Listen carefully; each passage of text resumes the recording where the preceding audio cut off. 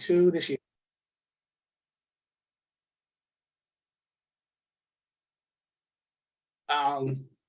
Let me text this real quick.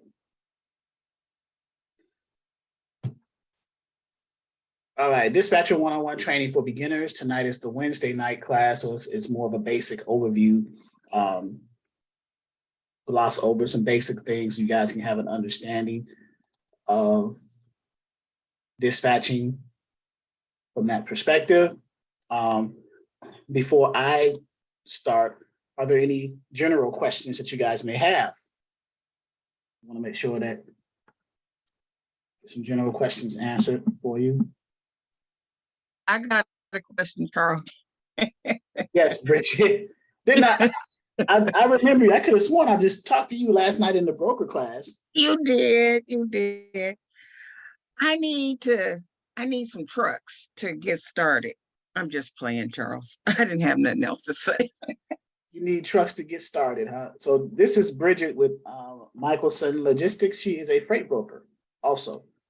So we can come at her from a dispatcher / broker's perspective just to see how that process will be.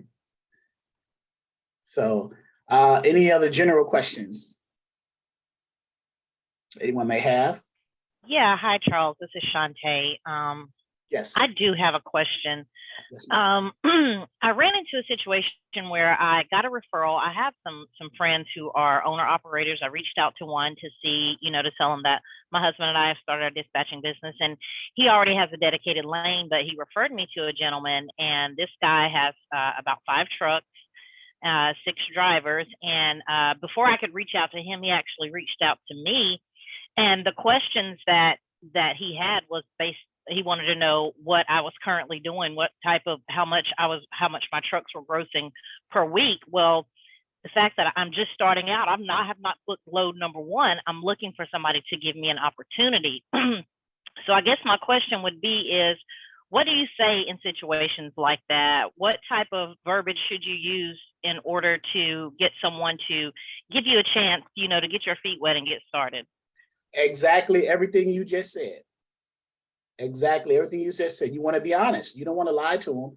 You want to be honest and let them know, like, yeah, I'm looking for that opportunity. I just started my dispatching company, and I don't know what equipment type that person has. Whether it's dry van 53 feet. Okay, so yeah, and then if they don't give you the opportunity, then you just move on to the next one. But at some point, someone's going to give you an opportunity, right? So, but yeah, that's what you say. Now you can fluff it up a little bit, but the one thing you don't want to do is give misinformation, right? Because now you have to prove yourself. Right. And you can say you're part of a larger contingent, a network of dispatching companies. We have access to resources that can get you loads. We have mentors that can assist us in finding the freight for you, depending on where you want to run. And then you ask them, what are they trying to gross per week? Where are they trying to run? What areas of the country do they like to stay in, come into and out of? So you kind of pick in their brain, and then you listen to see what they say, and then you let them know, like, okay, well, if you give me an opportunity, we can work together and try to fulfill all of those requirements that you just listed for me, and then go from there. Okay. But they will see that you were honest, and sometimes based off the honesty alone, you'll get that opportunity. You get that shot. Yeah, well, the conversation ended with us still exchanging information. He even mentioned that he has somebody else that he may want to refer me to as well. So I was kind of like a deer caught in the headlights, when he called and started asking the questions. And I just want to be more comfortable when I'm speaking to potential clients. Okay. Yeah. And then once you get that first client, the rest of the part will be easier, so. But yeah, you got to get that first client first, right? And you got to get them by being honest and upfront. Thank you. Yep. So let's say they did do that. They gave you an opportunity, and then what type of information would you get from them? What would you send them? You'll send them your dispatcher agreement, your dispatcher packet, right? Which contains the 3 documents. Yvonne, you typed the 1 in the chat. Is that for a question or? No, you said the type of And one, and if You the got some information comments was from helpful. Johnson's husband. Oh, that was like a freight broker. Did I say that already? Oh. And he's doing this thing on the broker. So, okay, so she's listening to the broker side right now. So you're getting I guess a well. Okay. So, Shantae, did I pronounce that correctly, Shantae? Shantae? Yes. Okay, yeah. So the 3 documents in your dispatcher packet, what are those documents? My dispatcher agreement, my carrier profile, and my limited power of attorney. Right. Have you either used our templates here in the portal or I have pulled up the Word documents and customized them to fit my business. Okay. And I'm sorry, go ahead. No, I'll say you're all set up. You're all set up there, right? Yes, I am. I actually set up my LLC last year, and we just had a lot going on with the family, and I'm just getting it's slow to start, but I'm at a place now where I'm really ready to dig in and get this thing really going. So I've gotten all the use the Word documents to set up my carrier packet, and what I think I want to do is, even though the gentleman is not ready to like really move forward with me finding loads, I still think I want to try to send him at least the carrier profile, get it completed. So as I go to look for loads, I already know what to look for. That's a great idea. And the fact that you exchanged information with that potential carrier, you can be, like you said, you can be proactive and send them that and say, hey, if you were to consider, or if you are going to consider us for dispatching, can you fill out this profile to provide us some data so we can see what your requirements are. So if you're looking for a load, we'll at least know where you're looking for it coming into and out of, where you're empty and things like that. And the areas that you like to go, what your rates that you're looking for those loads are, what your weight limitations are. So we want to give you what you want when you want it. So if you can at least provide, and we don't even have a contract yet, but if I have this data, and if you decide to come with us, then I'll be one step ahead and being able to give you the right customer service that you deserve, So, Right. So that person came off of a referral, correct? Yeah, that was a referral. In fact, I have 2 other referrals that I've gotten phone numbers for, but I'm just a little timid right now, and I have not reached out to them. But I actually come from a long line of truck drivers and people who have done business in logistics.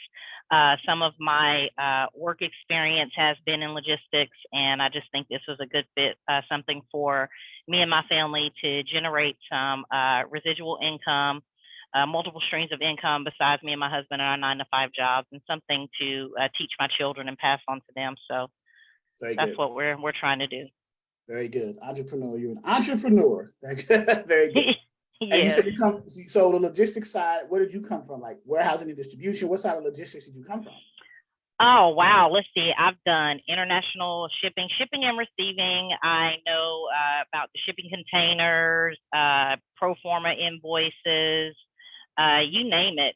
Just the whole gamut of logistics on an international and just, interstate basis, preparing documents, calling on the C.H. Robinsons of the world to find people to pick up loads that I was shipping from the company that I was working for. So, and I always enjoyed logistics. Well, gee whiz, you have a leg up. You have 2 legs up on the game right now. All you got to do now is you can leverage that when you're talking to the carrier. Say, hey, I come from a logistics background. I don't know how many years you were in it, but you can say, let's say if it were 5 years plus, 5+ years, 10+ years. Yeah, definitely. Keep it in multiples of 5. So whatever that number is, 5, 10, or 15. I got 15+ years in the logistics field in the areas of doom. And I'm over here on the OTR side looking to help carriers maximize their revenue, weekly, monthly, or however you want your bottom line to be. Right. And then a carrier will hear that. Well, wow, she has logistics experience. She has 15+ years. Let me give an opportunity, So leverage what you have to get what you want, right?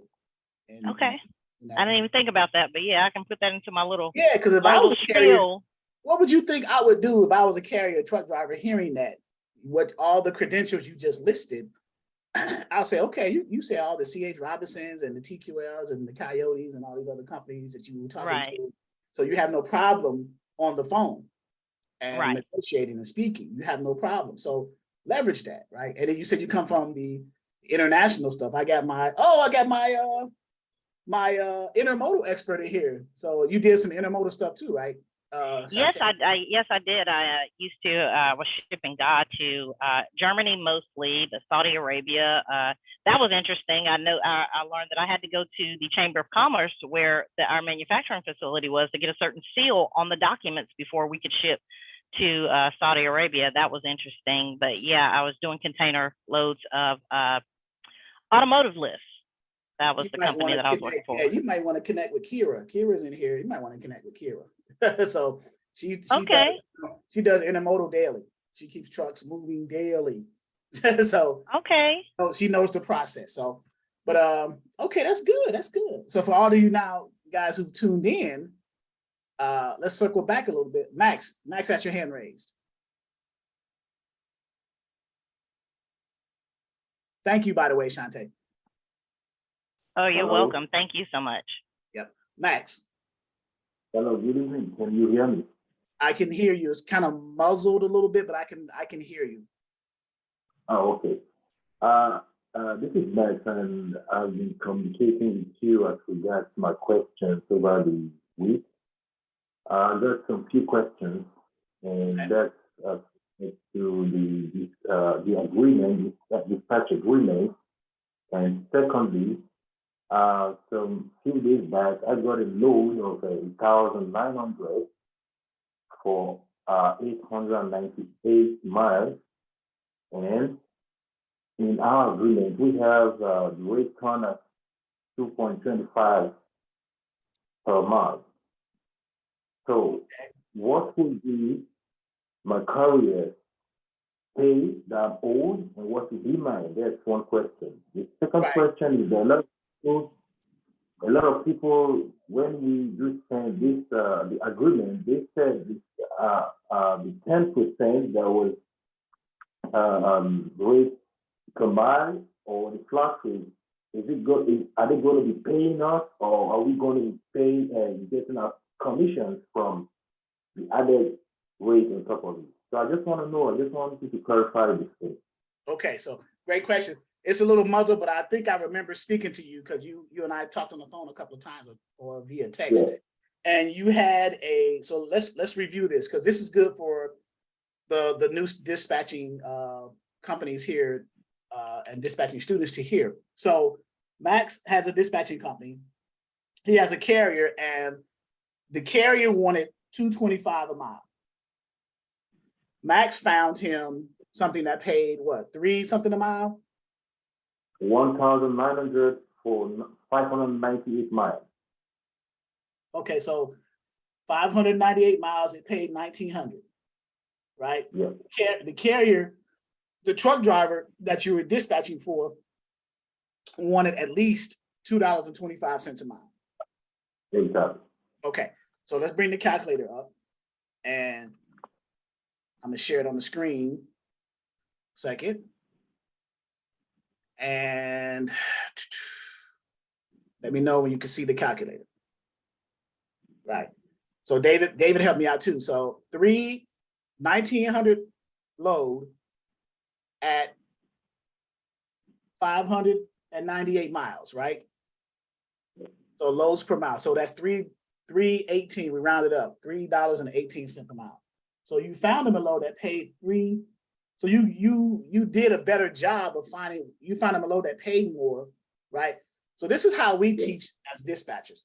Whatever the gross amount of the load is, which in this case is 1,900, right? If charging we have two pay structures, or I should say I advise dispatchers to, if you're going to charge for your service, either charge a percentage or charge a flat fee for the week. So a percentage per each load, right? And that range is between 5 and 10%. You mentioned 10, so we'll go with the 10 for now, right? So if you were to charge 10% for this particular load, that's $190, right? Okay. Right, you book that load at $109. Now, if you charge a flat fee, we often say between $250 to $500 for a week's time, depending on how many loads you found in that week. So you may start off booking loads for them on Monday, and by Friday you may have moved about 4 or 5 loads. So you're going to invoice them for the sum total of anywhere between $250 to $500 for that week. You may say $350, $400, whatever, right? But it's in that range. Okay, so it's either a percentage per load or a flat fee. Now, what you did, or what you was asking me about was, well, since I found them a load that paid $1,900 and they only wanted $225, you were wanting to take the difference of the $225 from the $318, and that's what you should be paid for as a dispatcher. Yes. Correct?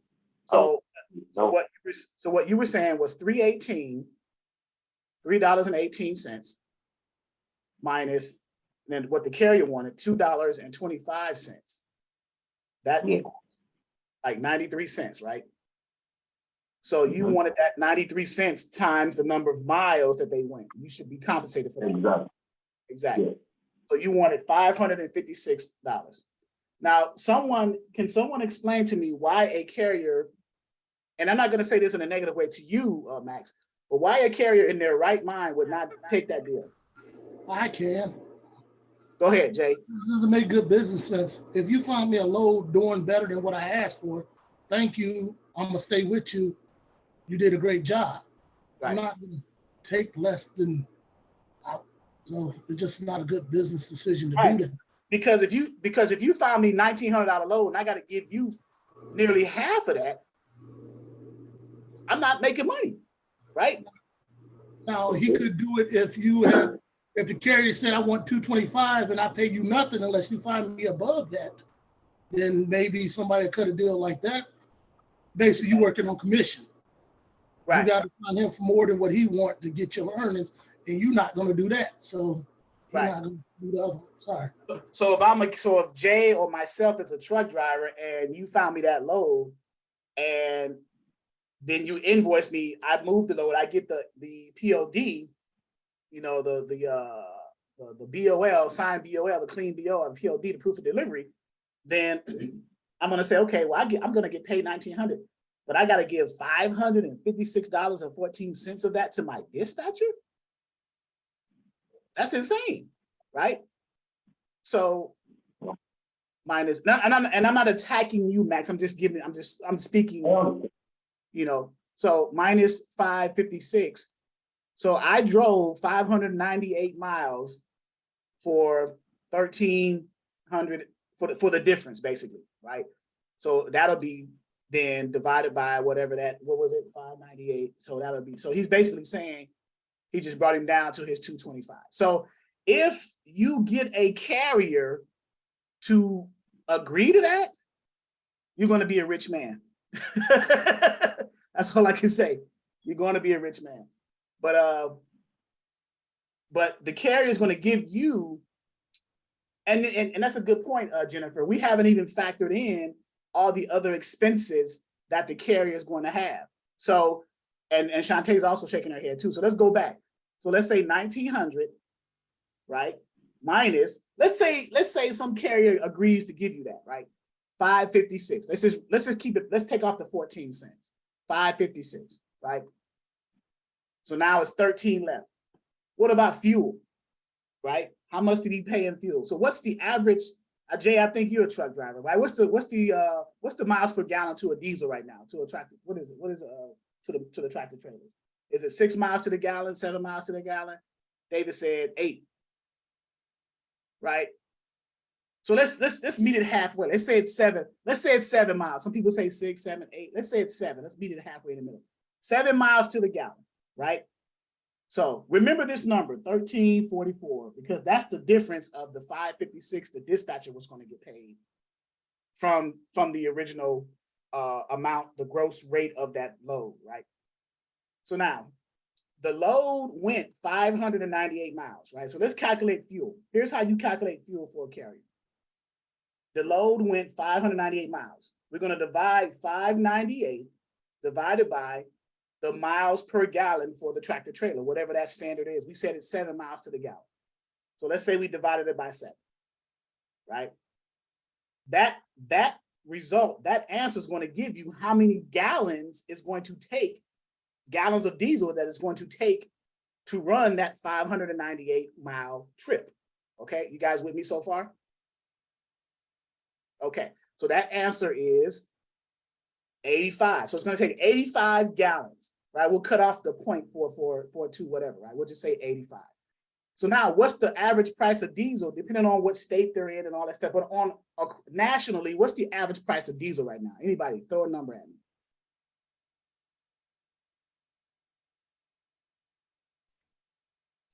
$5.75. $5.75. $5.75 a gallon of diesel? Jesus Christ. Okay, so we'll go with that number. So we'll say 85 gallons times 575. So there is another 489, we'll round up, $489, right? So now we got to take out fuel, that's fuel. So we got to subtract that from the what? The 1344, not the 1900, because we took 556 for the dispatcher from the 1900, that left us 1344. So now of the 1344, we're going to take out the 489, we round it up. Now it's going to leave $855. So the carrier is getting in his pocket for that one load. He covered the fuel, he paid for fuel, and he paid his dispatcher an incredible amount of money, right? So he's only getting $855. So if you take $855 and divide it by 598 miles, that's $1.43 per mile. Also, let's see what the dispatcher's percentage is. They said 556, right? 556 over the 1900.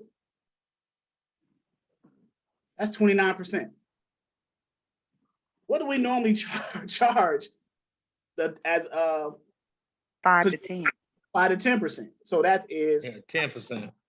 5 to 10% in that range, depending on your level of experience and your aptitude, how much you know at the time. So the less you know starting off as a new dispatcher, you haven't moved one load, and I would say 5 to 7.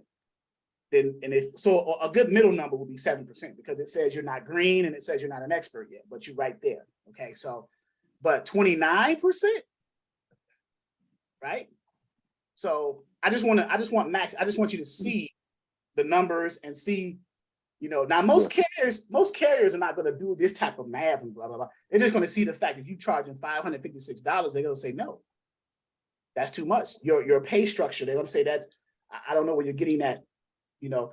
And then Donna said, was the 556 a flat rate? No, the 556 was the rate for booking that particular load. That one load, Donna, that was 556. It wasn't for the week. It was for that one. Correct me if I'm wrong, Max. Was that for that one particular load? Right? You're right. Yeah, you're right. Yeah, for that one load. It wasn't for a flat rate for now. If it was for the week, okay, I'm cool with that 556 because you're gonna be booking me other loads, a $3,000 load here, a $4,000 load there, a $6,000 load there, however many for Monday through Friday. I'll give you $556 or maybe even $600. But for one load, that's kind of up there, Max. I want you to. So are you starting to kind of, is it a little clearer to you now or? Yes, exactly. Very clear. Okay. So that's why we say, go ahead, I'm sorry. And the second question is that in the dispatch agreement, there was a place that's being written about 10% or the flat rate to the carrier. So most people, when you try to let them know, hello? Yeah, I can hear me. Yeah.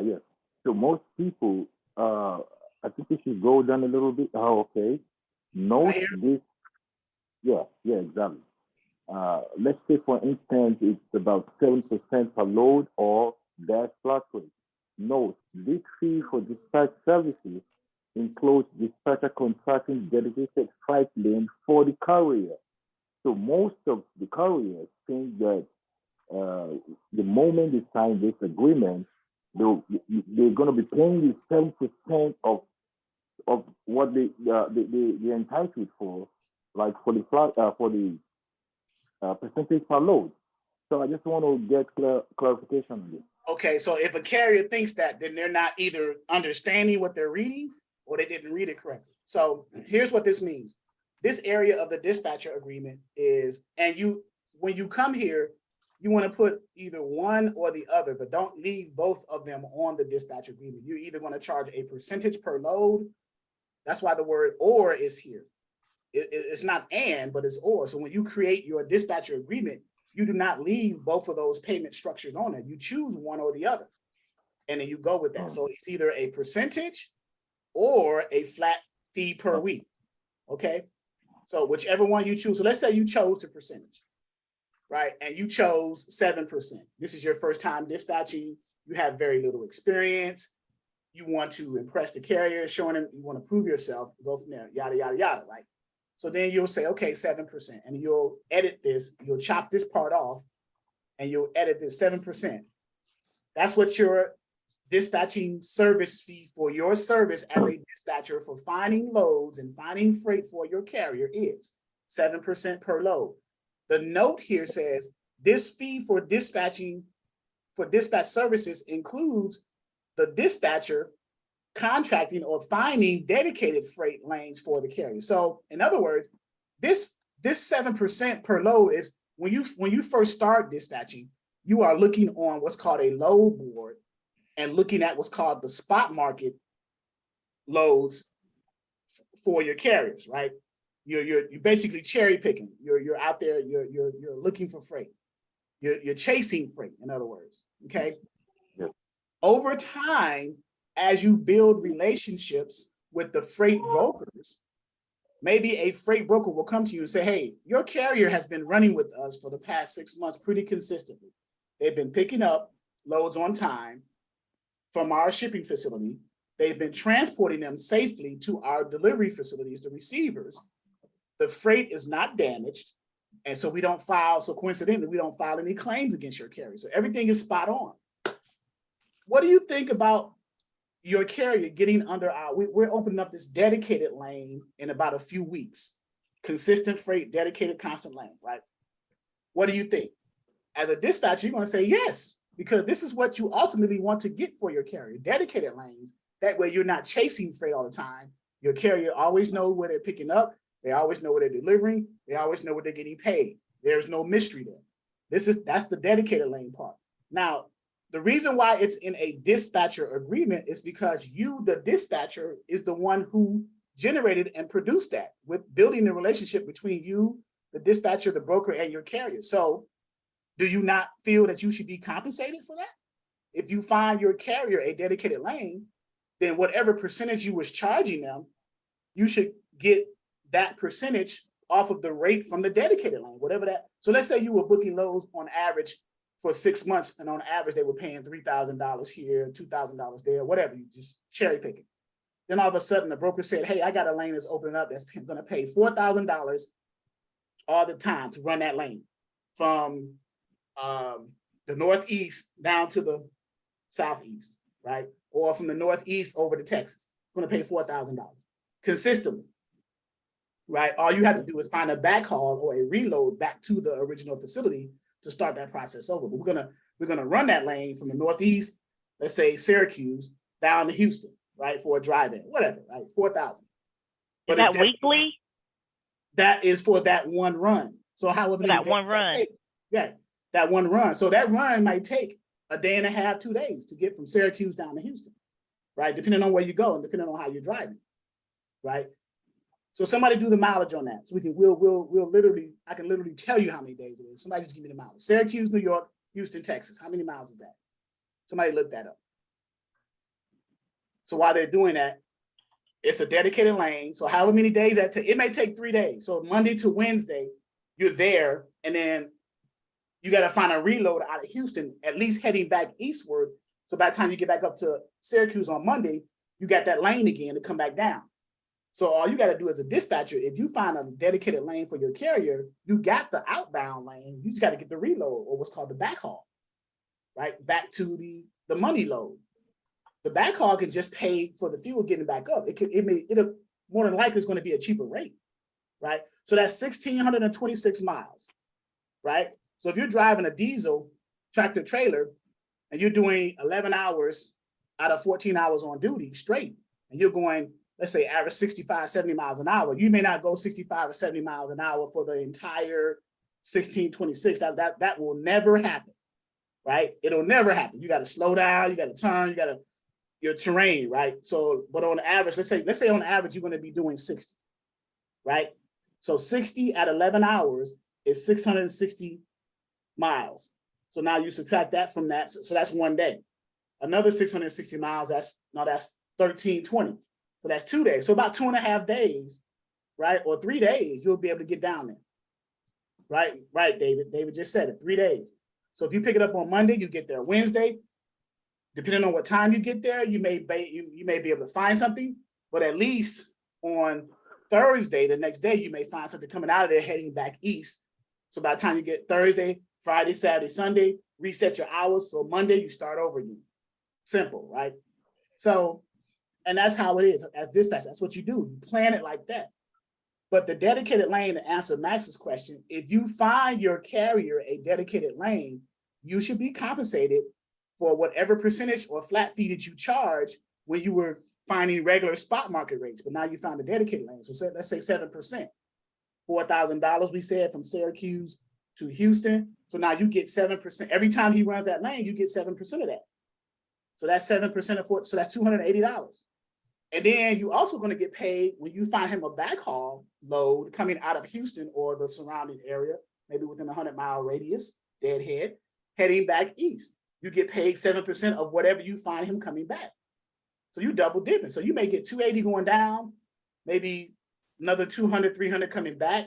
So you just did 500 for the week for that one carrier. Imagine if you had 3 carriers doing that, right? If you want to scale if I were you, if you want to scale your business, I would get carriers. If I got one carrier running a good lane dedicated, would it make sense to get another carrier of the same equipment type and put him under the same broker running that same lane? Because now you're providing that broker capacity and you're feeding that carrier, which ultimately feeds you. Right? Yeah. So that's how you scale. Okay. So let me circle back because my Donna just reminded me. I'm throwing terms out that you guys may or may not understand. We got some new people in here too. So, but it seemed like it was, but I had to break it down for Max, right? So all you new people who just attended, my apologies. I had to break it down, but you heard some things. If there's something you didn't understand, I can circle back and answer that question. But let's get back to the regularly scheduled program already in progress, right? So this is the beginner. Go ahead. Somebody was saying something. I think they were just coughing, Charles. Okay.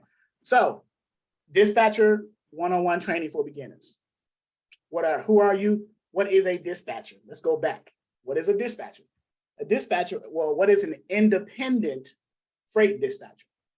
Someone who is, you start your own company, you start your own business, you are responsible for however many carriers you can handle for getting into a contract or under some kind of agreement with a truck driver, right?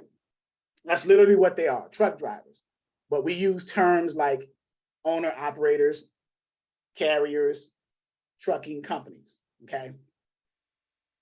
So your job is to first to be an independent freight dispatcher. It's recommended to start your company first, right? Get your business registered, your business name, your business legal structure, whether it's an LLC, whether it's an S corp, whether it's a sole proprietorship, however you decide to do that.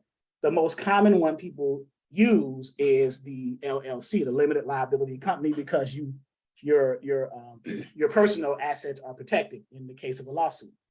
They're only going after the business. So once you get past that point and set your company up, now you can't be a dispatcher unless you find a truck driver to dispatch for, right?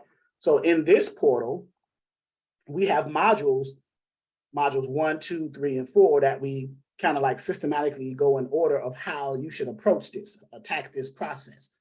The first one is obviously you have to get a carrier, you have to get an owner operator, you have to get a truck driver. Well, one of the first things before you do that, you want to understand the type of carriers, truck drivers, owner operators that you're going after. What equipment do they drive? What's their equipment type, right? What are the methods of going after them? And then when you get one, however method you use, what do you send to them in order for you guys to fuse that relationship or get a contract or an agreement together? That's where we are as beginner dispatchers, right? And this is after you form your business, okay? So the first step is understanding equipment types, right? Which is what type of trucks and trailers the truck drivers haul the freight or the cargo or the goods or the commodities under, okay? What we advise here at Dispatching 101 is there are 3 major equipment types that we recommend brand new dispatching companies to begin with. Why do we do that? And I get phone calls all the time. Hey, Charles, I got an auto hauler here. And I'm like, after I'm done laughing, I'm like, why did you get an auto? Then what are the 3 major equipment types, right? So, or I get a call about a hot shot or a call about, another type. And this is from students who I always advise. I don't tell you because you're an adult, so you make the choice yourselves. But the reason why I suggest the first 3 major equipment types is because they are the easiest ones to find the loads for on the load boards. They are out here on the roads the most, and they pay the better rates. So those are, among other, 3 good reasons for new dispatchers to go after the 3 major equipment types. So what is an equipment type? An equipment type, which is something that the truck driver drives, is and I'm sharing my screen, hopefully, the truck, the tractor, the power unit. This is a truck, a tractor, or a power unit. And then the type of trailer that's coupled or connected to that truck, power unit, or tractor, okay? In this case, this is a 53-foot dry van, okay? This trailer is a dry van trailer. It's 53 feet in length, okay? And it can hold between 42 to 45,000 pounds max, right? Most carriers, especially nowadays, most carriers, truck drivers, owner operators, because of the rise in fuel costs, diesel fuel costs, they would prefer not to haul the maximum weight in their trailers unless the load is paying a substantial amount to justify hauling that, to compensate the fuel costs, which makes sense. They're business, they're owners, they're business owners. These are owner operators that are running this equipment, right? So the first equipment type is the 53-foot dry van, number 1, okay? Number 2, the second of the 3 major equipment types is the reefer, or the refrigerated trailer, or what's called the temperature control trailer. The reason why that name is there, it looks similar. If you notice this trailer here in this image, it looks similar to the dry van trailer, but the only difference is on the front of the trailer for the reefer, or reefer is short for refrigerated trailer, right? Refrigerated, right? This unit right here, this is called TCU, the TCU, temperature control unit. It consists of a motor and a host of components that's used to help keep whatever being hauled in that trailer cooled to a certain temperature, okay? So when you have refrigerated types of freight commodities, something that needs to be refrigerated, like beverages, like produce, chickens, whatever that's in there, when you book a load for a reefer trailer carrier that you have under a dispatcher agreement with a broker, they will tell you what that temperature should be when your carrier arrives at the shipping facility to pick that load up. And they will open the trailer and put a gauge, a temperature gauge in there to make sure that it's set for that temperature. And if it's not, they're going to have you pull off their dock and set that temperature to what is required before that load is being picked up. Otherwise, that's a breach of contract. They're not going to load you, right? And it takes about maybe another half an hour to an hour to probably get it up to full temperature, maybe 0 degrees, -5 degrees, 10 degrees, whatever that is, right? Temperature control unit, TCU. That's the second major equipment type, about 44,000 pounds max because of the weight. Remember, this TCU it's heavy, and it's a lot of components. A heavy motor. It takes a lot to keep this 53-foot trailer cool to a certain temperature, and this motor it needs to be, it runs consistently while that load is being transported from shipper to receiver. Okay, so that's the second of the 3 major equipment types. Okay, the third of the 3 major equipment types is what's called a flatbed, right? Flatbed trailer, right? So this is the truck again. Every equipment type always has a truck, tractor, or power unit that pushes, that you're driving. The driver's in that component that's driving it. And then whatever style or type of trailer defines the equipment type. In this case, this is a flatbed, right? And it's either 48 or 53 feet in length. And its weight maximums is between 46 to 48,000 pounds. And I believe LaDonna posted that in the chat so you guys can have. And I'll go ahead and do a quick save of that before I forget. So those are the 3 major equipment types. And the reason, again, I'll repeat the reason why we suggest that new dispatchers start with that is because make your entry point into this industry easy for yourself, right? So you can find loads. You won't have as difficult of a time finding loads on load boards, on the spot market load boards for these 3 major equipment types as you would for the other specialty equipment types, which we're going to cover in a second here now, right? They're easy to find loads for. Drivers are out here driving them all the time. You can go on major interstate, you'll see tractor trailers going up and down the interstates, right? And then they pay the better rates, Then you have what's called the specialty equipment types.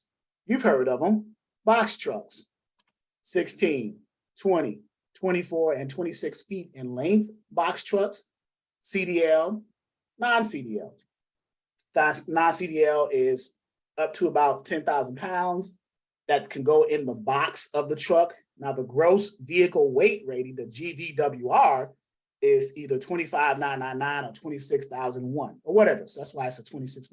That's the GVWR. So when you hear GVWR of the box truck being 26,000, that's not the weight capacity. You can only put about 10,000 pounds back in. I would say you're safe at about 95, 9,700, right? So box trucks, you guys know what they are, right?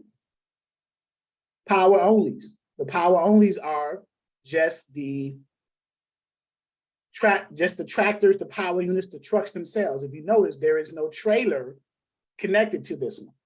It's a power only, right? So when you are, pop quiz, I always ask this, when you are driving a power only unit to pick up a load, what are you doing? Bobtail. Bobtailing. Very good. You're bobtailing because you have nothing on your fifth wheel of the back of the tractor. That's another specialty equipment type. These are good in intermodal. You can go get it to a chassis pool, snatch a chassis, go in gate into a port, and then once you figure out the maze of the port to go to whatever shipping line you're going to pick up that container from, then you can go and get that. So Ashley says, when a carrier says they are power only, how would we move forward with that? As far as what, Ashley? As far as still getting them set up with a dispatcher agreement, or as far as finding them loads?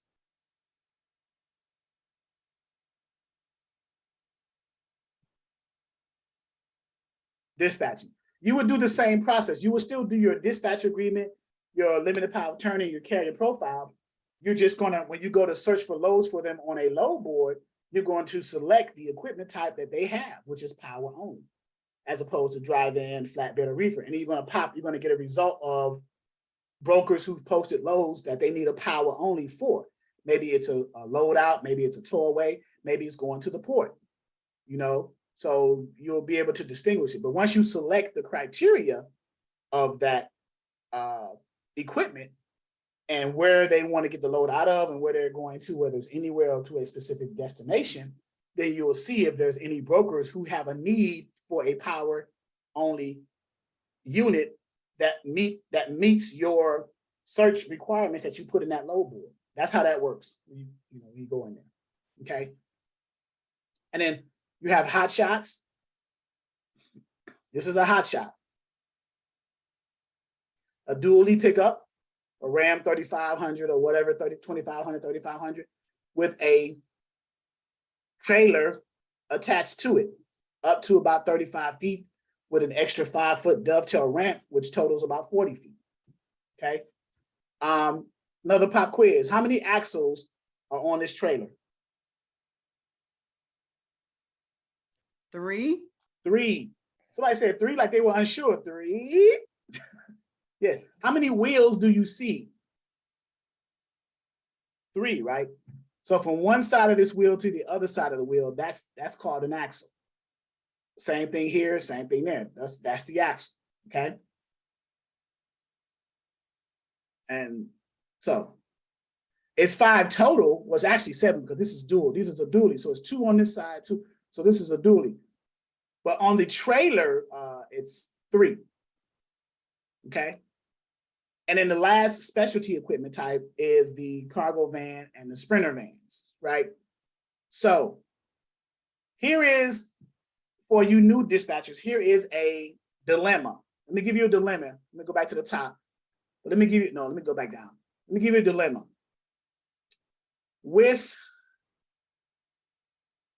the 3 major equipment types in comparison to the specialty equipment types, it is going to be very easy for you to find a carrier wanting you to be their dispatcher whose equipment type falls into the specialty category, specialty equipment, box trucks, hot shots, sprinter van, cargo vans, power only.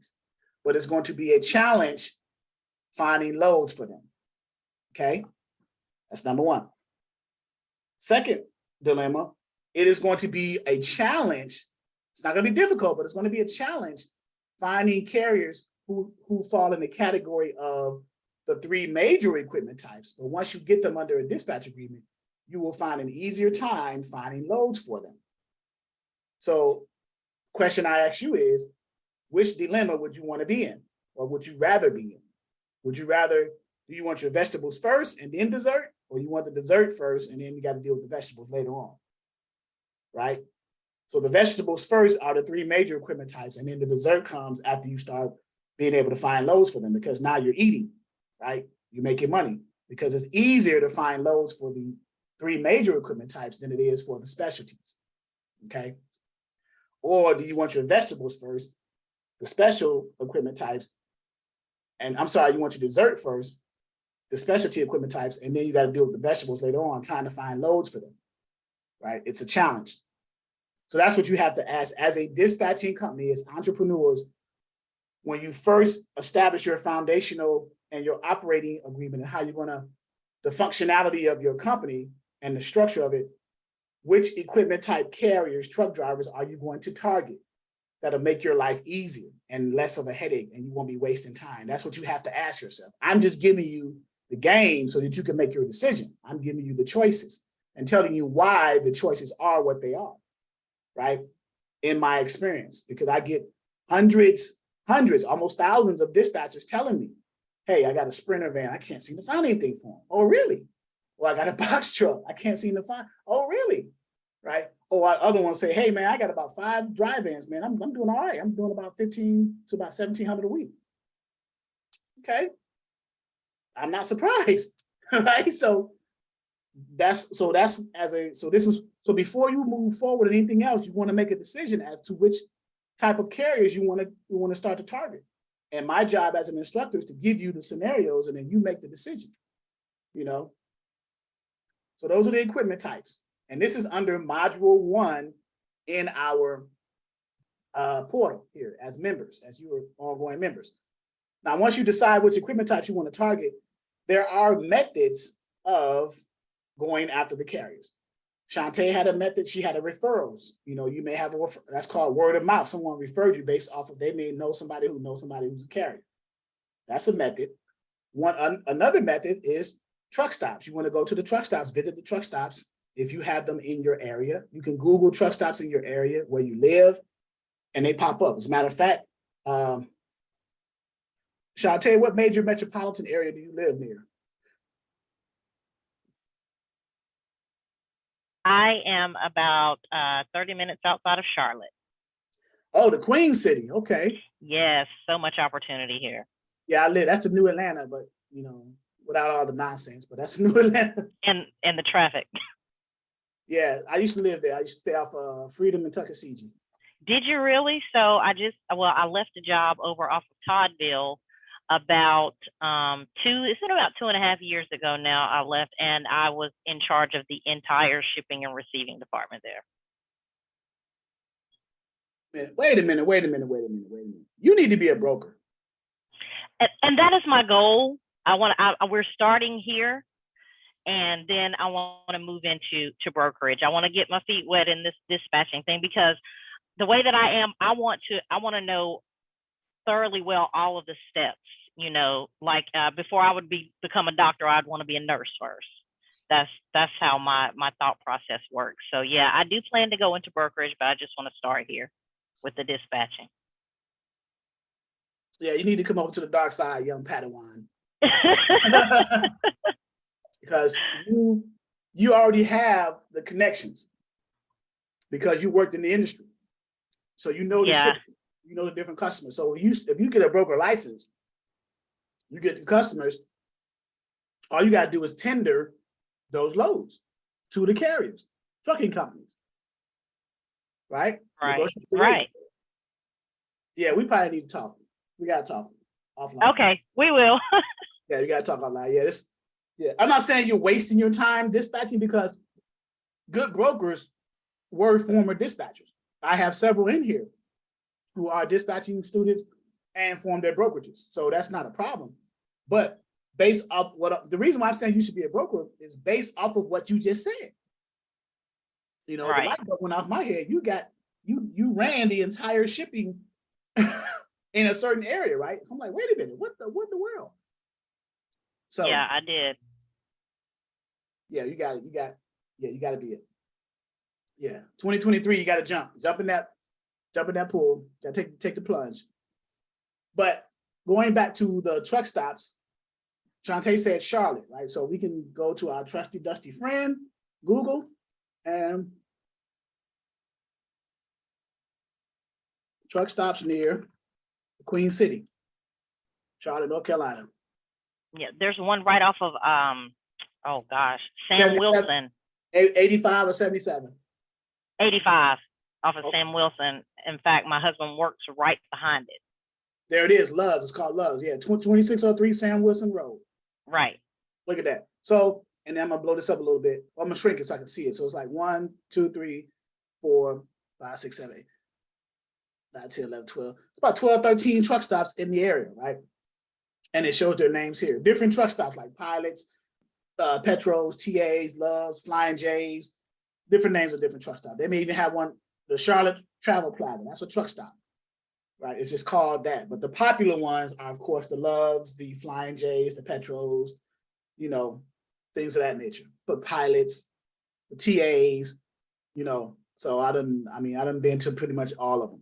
So when you go there, of course, you're going to see a lot full of tractor trailers slanted and parked in there, or in different facilities, maybe doing a truck wash, maybe getting fuels at the fuel depot, maybe inside the restaurant facilities, because the truck stops have, you know, restaurant facilities there too, restrooms, you can, you know, take showers and things like that. So you have an opportunity to start a conversation with the truckers, right? Now, for women, whether it's day or night, The one thing I don't recommend is to go there by yourself.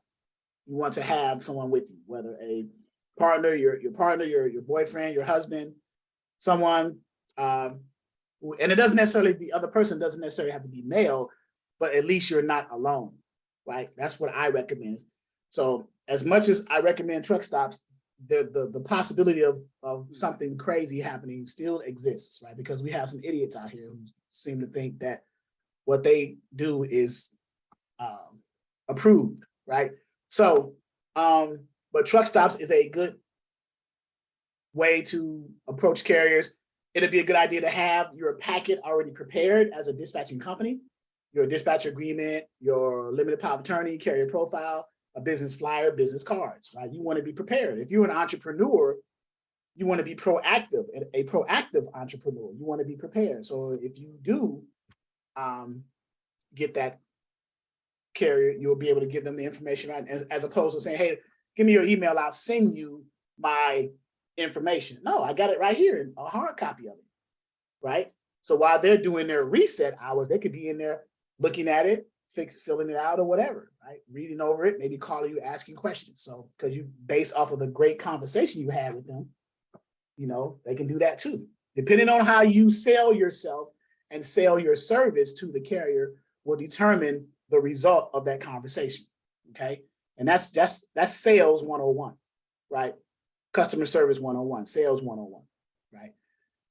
The next method is cold calls, right? You calling someone for the first time, you don't even know, you've never spoken to them in your life, but you have about what? Usually if someone comes from a sales background or a customer service call center background, when you're calling people, you got a queue that you go in and you pull a number out, you got a call, you got a script that you follow for this company, sales call center or whatever, but you got about 30 seconds tops in order to engage and keep that person's attention to continue that conversation. Is that correct?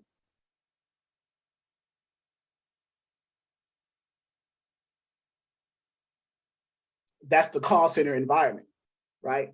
So with the cold calls, it's the same thing. So how do you call someone who's a truck driver? So you're not calling someone who's a potential customer in let's say Verizon or in a phone company service, right? You're calling someone who's a truck driver who talks to brokers all the time, who talks to dispatchers all the time.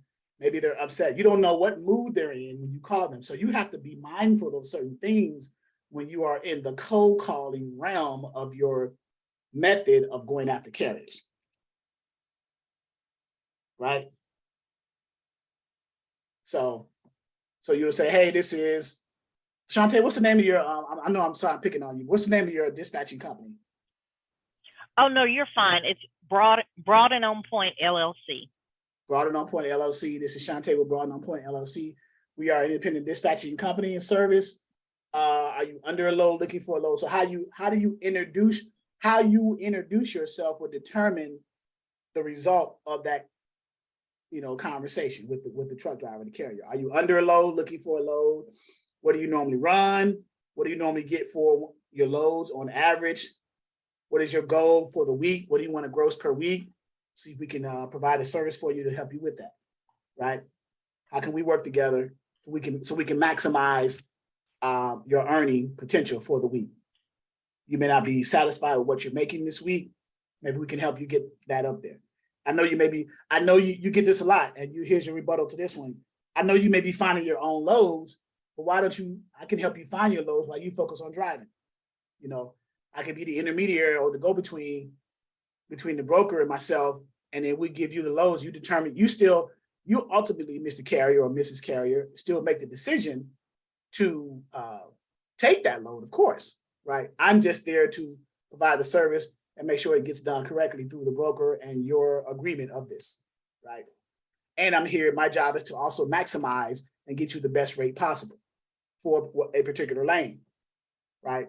So you structure the conversation a certain way when you talk to the carriers, right? You got to be familiar with that. So cold calling. For those of you who are not comfortable with cold calling, then word of mouth, referrals, text scripts.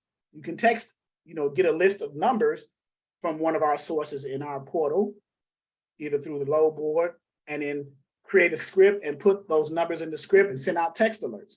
or email alerts. We got, MailChimp, Constant Contact. These are the software examples that's used to create email campaigns. You get hits from emails and text scripts just as much as you do getting a conversation when you're talking to someone in person. Okay.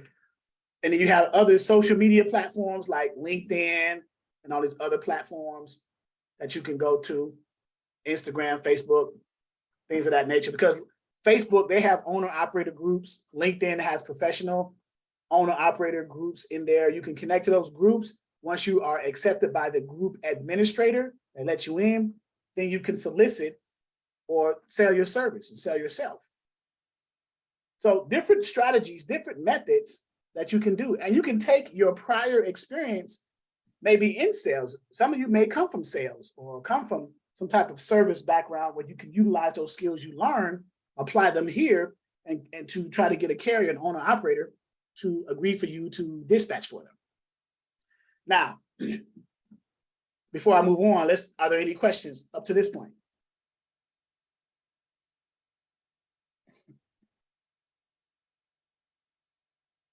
All right. So let's say you got a carrier, right? And they say, yeah, I want you to be my dispatcher, however you got them. Truck stop, word of mouth, cold call, whatever the method was, right? Now, you have to send that contract, if you will, to them, right? So that now we're moving on, and remember, we're still in module 1, right? So you send your documents, your dispatcher packet, right? So you've already formed your business. You've decided what equipment type you want to go after. You found the method of going after the carriers. You got a carrier. Now you got to send the packet to make this official. So it's a progression, right? Boom, boom, boom, boom, boom, right? So the dispatcher packet contains 3 documents: the dispatcher agreement, the limited power of attorney, and the carrier profile, right? Dispatcher agreement is literally the contract that you and that, and we offer these as templates. These are not this is not the Bible of dispatching agreements, right? But it's just a template for you guys to base and to go off of and use as examples and to build from. They're starting points. That's what templates are, right? They're starting points to help you along your path. We provide them in PDF as well as Word form. The reason being, you can take the Word format, edit everything out of it that doesn't apply to you or that applies to us, but change it to what applies to you, and then save it as a Word and then resave it as a PDF, because ultimately you are sending the PDF version to the carriers, not the Word version, because obviously they can edit that and change the numbers, whatever, right? So dispatcher agreement, basically saying that, hey, I'm the dispatcher, I provide this service. And if you agree to the service and these numbers, this is where you fill out and sign, right? Alex Abrams said, okay, that was a question I had. So what was the question you had about the dispatcher agreement, being able to edit it or being able to send it as a PDF as opposed to a Word document, Alex?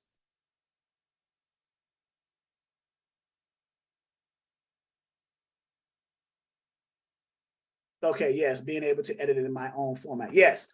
So in our portal under module 1, if you notice, the dispatcher agreement is PDF and a Word version of it.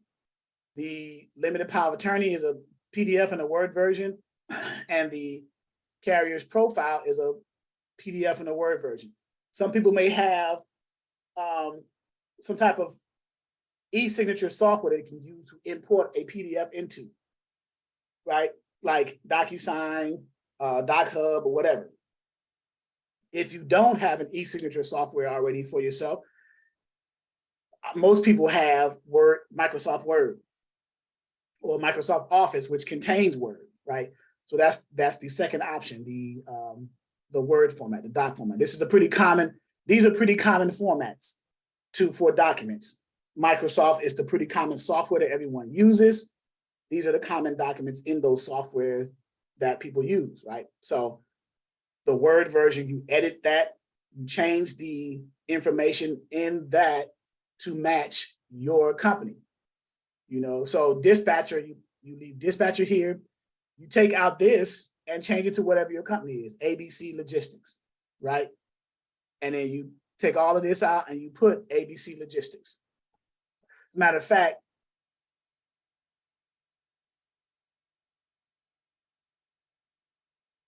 show you better than I can tell you, right? Who's from Missouri? Missouri is a show me state, right? Show you better than I can tell you.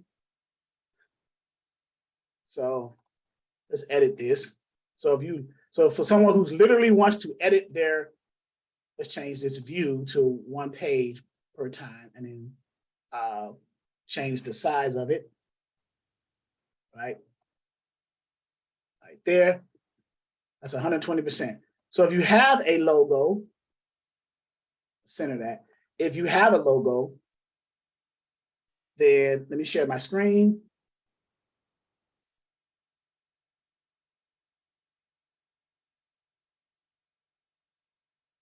Well, thank God for LaDonna, boy, I tell you. So here's the dispatcher agreement in Word format. And Bridget says she does logos. She actually does logos. That's right. Yeah.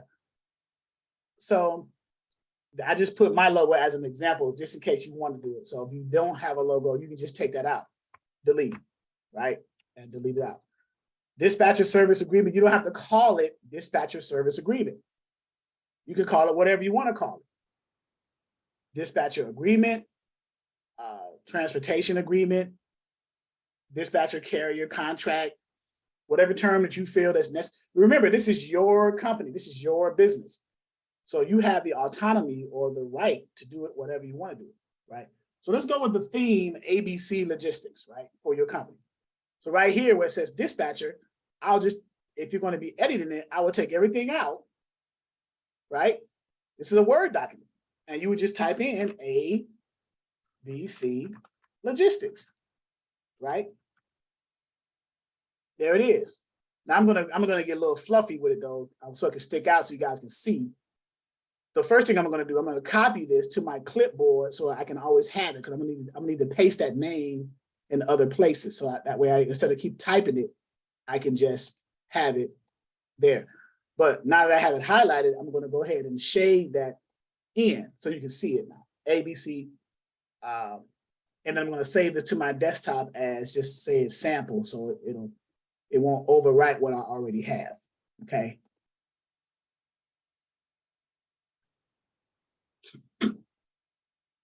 So you want to do that up front so you won't mess nothing up, okay? Okay, ABC Logistics, LLC, right? So someone just said LLC. All right, so I need to shade that in and recopy the whole thing. If it'll let me, there we go. That shaded in and then recopy to include the LLC, right click, copy. So now it's in the back end of the Word document on what's called the clipboard. So whenever you want to paste it anyway, it'll paste it there. So now a phone number, your cell phone number or a business line, it doesn't make a difference. As long as it's something, now eventually, if you don't have a business line yet, do not allow that to stop you from putting your personal phone number, because the carrier has to get a hold of you somehow, right? He's not going to send a pigeon or throw smoke signals up, right? He got to call you, right? So until you get a business line, until you're able to have a budget to afford to get a business line, how else are they going to get a hold of you, right? So area code 555-555-1212, right? Whatever. And the reason why I'm highlighting it so it sticks out, so you'll know what to put in the blank line area. So I'm showing stuff to stick out for you, okay? Right? Email, same thing. Website, same thing. You edit it, I'm sorry. Email, what is it? ABC Logistics. Let's just keep the same theme up just so you can see the example. LLC, I don't know, at Yahoo. Or you might start off with yahoo.com, right? But if you get a website, most websites have webmail in their editor of the website. So you may do like info@abclogisticsllc.com. You may get a webmail at some point, but you may not have the budget for it yet. But when you do, you'll be able to have it and then put it in there, right? So let's underline that and let's yellow it right there, okay? Website.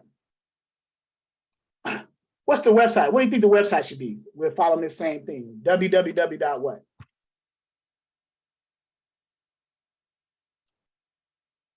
abclogistics.com, right? Or abclogisticsllc.com.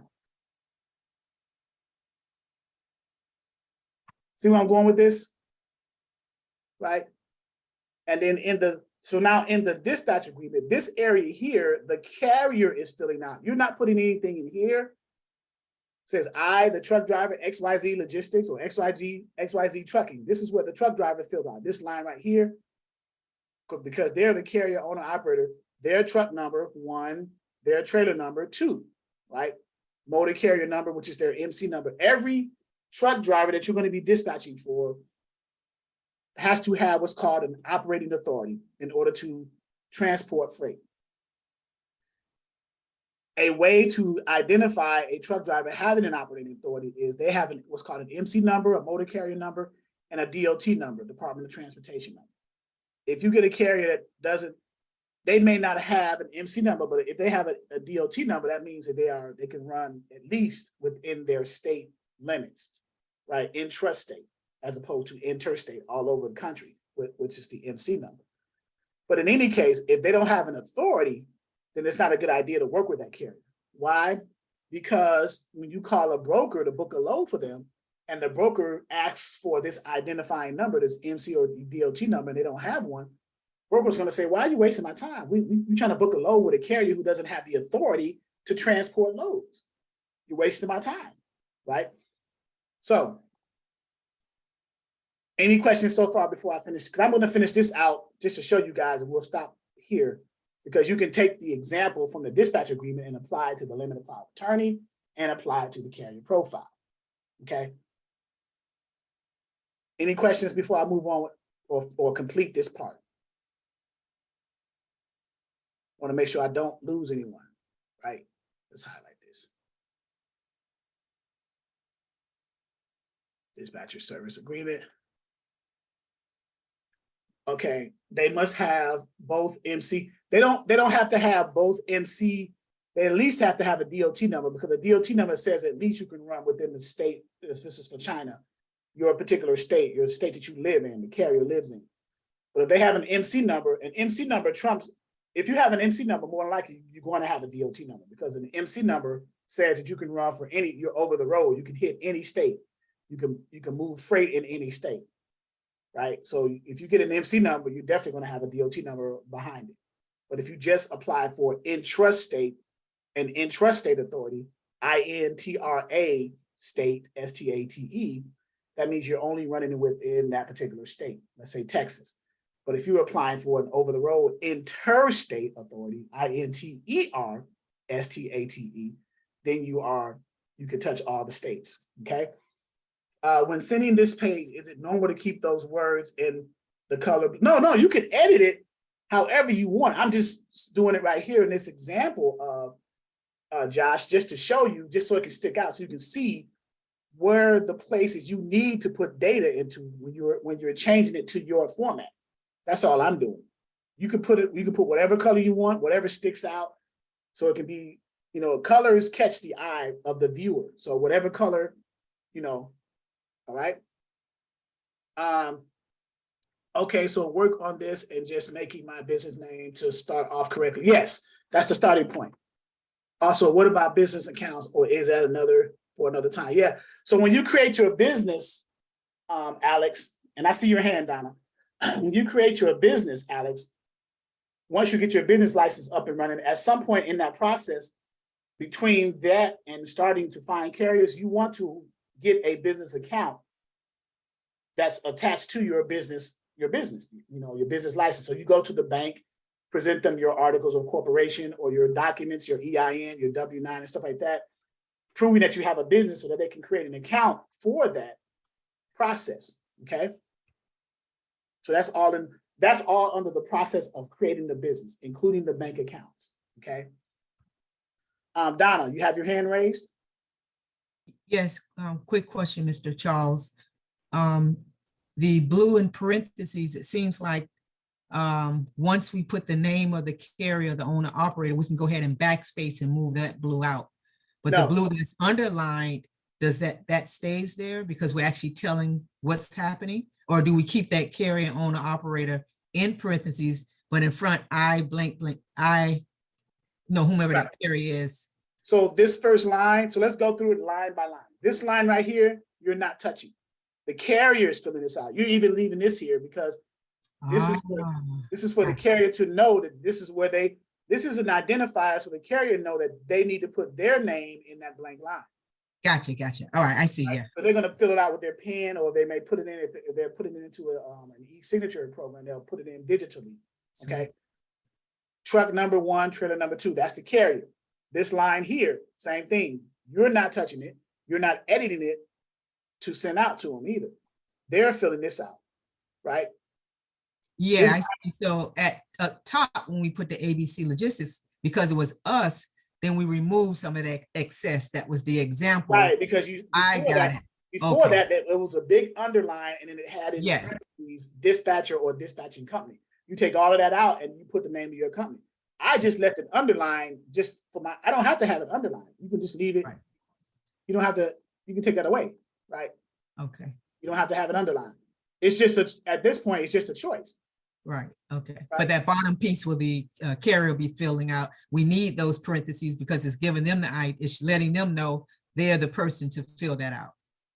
Correct. So this first line, that's the carrier. This second line, that's the carrier. They fill it out. You leave it as is. This third line right here, where it says they hereby grants permission, authorization or permission to, where it says dispatcher or dispatch company, guess what I'm going to replace that with?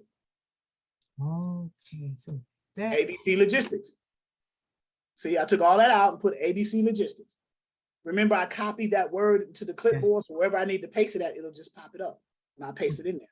so everything with ABC Logistics or our name, we'll go ahead and space, take that thing out, our stuff in, Everything that and says, leave that everything else for the truck driver. right, everything that says dispatcher and dispatch company, you're going to replace with whatever your company name is. I'm just using ABC Logistics as an example.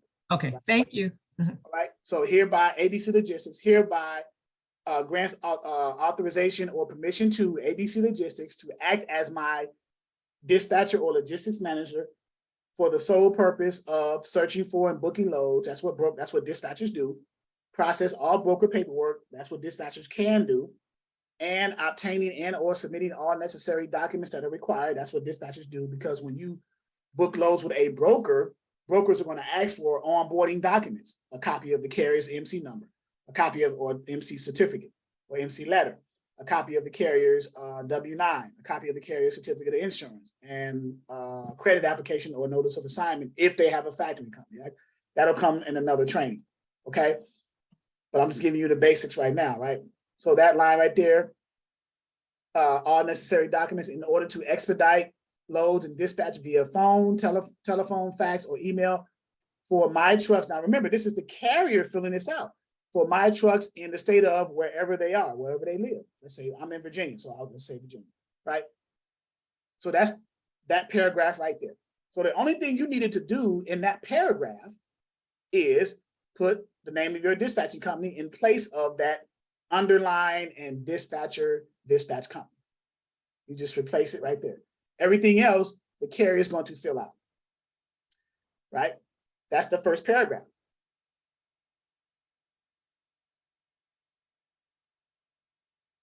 Someone's asking, is it better to register the EIN to get organizations like LegalZone? So third-party companies, Corporation Inc., because they offer annual filing depending on one payment or register it online. You can register it online. You could do a lot of the stuff that the third-party companies are charging you for when you first start a business. You could pretty much do it yourself. Or if you hire a CPA, they can do it for you. Okay? But you can do your own EIN for free, www.irs.gov. Yep. So www.irs.gov. But the order of it, you got to create a business, come up with a name, make sure it's not taken when you go look in the register to see if it's not taken in your state. Put a structure on it like an LLC, sole prop, S Corp, whatever, and then apply for an EIN number to attach to that structure. And then that's official. Okay, that's the order. Okay. So now, second paragraph, right? All billing, invoicing, and collections of revenue from shippers, brokers, and or factory companies are the sole responsibility of the carrier/trucking company. And that's true. Carriers, truck drivers get paid one of three ways. If they get a load or some cargo from directly from the customer, the shipper, if they get it from a broker, or if they are using their factory company, they get paid. Those are the three ways that carriers can get paid: directly from the shipper, from a tendered load, a broker with a rate confirmation, or through their factory company. In any case, that invoicing, billing, and collection of that money that's due to them is their responsibility, not yours, the dispatcher. Unless, here's the caveat, and right here where it says dispatcher company, unless, in this case, ABC Logistics, right? And that carrier trucking company has arranged and agreed upon additional services that you, the dispatching company, will provide for that carrier in the form of billing, invoicing, and collection of revenue. If you're going to add those services to your dispatching company, then you might want to add a fee to that too. You might want to, because this dispatch agreement is solely for dispatching, but if you have additional services, then you should be paid for those additional services because that involves your time. You're already spending time dispatching and finding freight, and that's time, right? Same thing holds true when if you decide to take on the responsibility of getting the carrier's money and invoicing and billing on their behalf, then that also should be, or you can just wrap it into one lump thing if you decide to go that route. I recommend new dispatchers not starting off doing that. Get dispatching down first before you scale your business and offer those additional services. Okay, Donna. Yes, I know as new dispatchers, we probably won't be doing that based on your recommendation. But once time has gone by, and over here, oh, I'm moving my cursor as if I'm on here, where it says additional services provided to the carrier, and then by our company name, do we now edit this to add those other things on here, or do we make a whole separate contract for the additional services? You can either separate them, so you can itemize them separately, or you can roll them into one charge. If you structure your dispatch agreement to include the services in the dispatch agreement, and your pay structure in that agreement to include, here 7% for dispatching services, and then another 3% for billing, invoicing, and collection of revenue, for a total of 10%.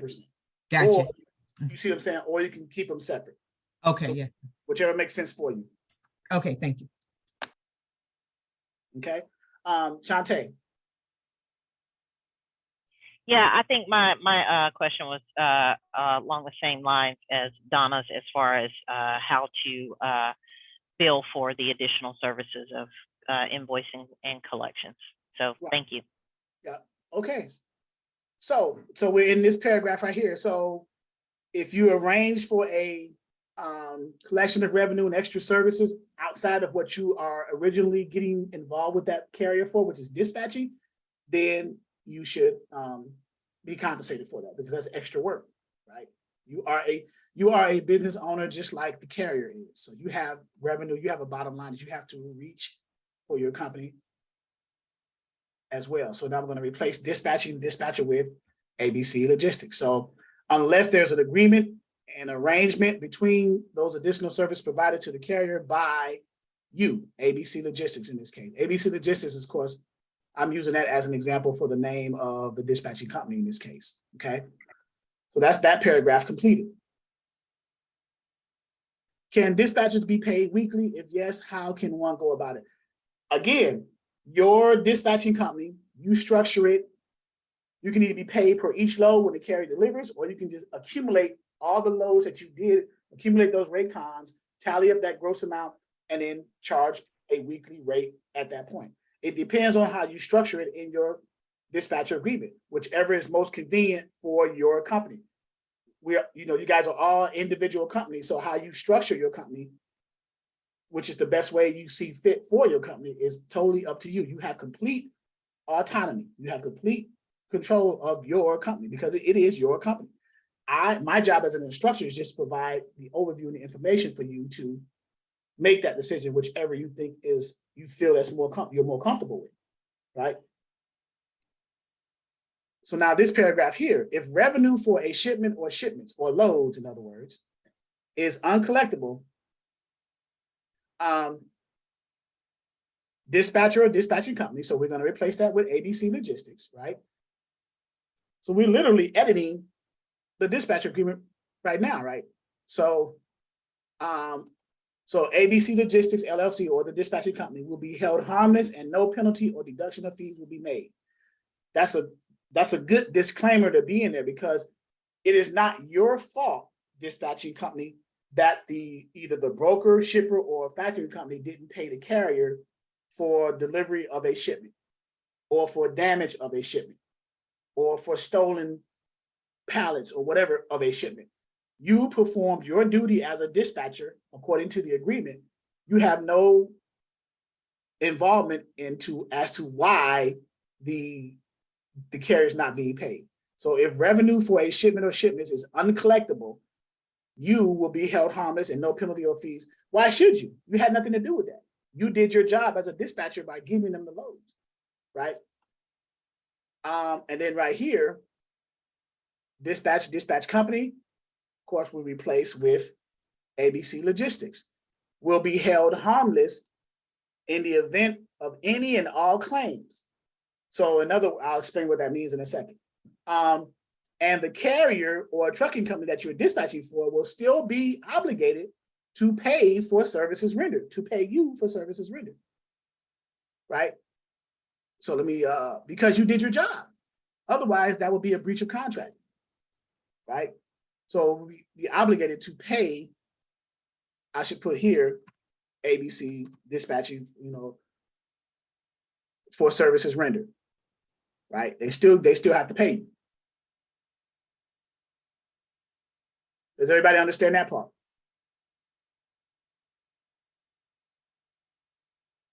Okay. Yes. And this is a 2-page document. Look at the second page. This is it. So here's the second page. So that's the first page. Pretty straightforward, right? And you can fluff it up how you want it, right? It's a contract, but I'm just giving you the meat of the contract. You fluff it up however you see fit for your dispatching company. I just want to give you the meat of it. Okay. Second page. If you don't have a logo, take it away, right? The service fee for, right? And then ABC Dispatching or ABC Logistics LLC, we're replacing the underline and the dispatcher company with the name of the company. And then it's going to be one or the other, not both. So let's say 7%, not a flat rate. So we're going to remove the or flat rate per week. And we're going to change this to, let's say 7%. See how easy that was? And let's highlight it so it sticks out so you guys will see everything that I changed so you'll know what it is. Matter of fact, let me highlight the percentage too. Okay. If it lets me.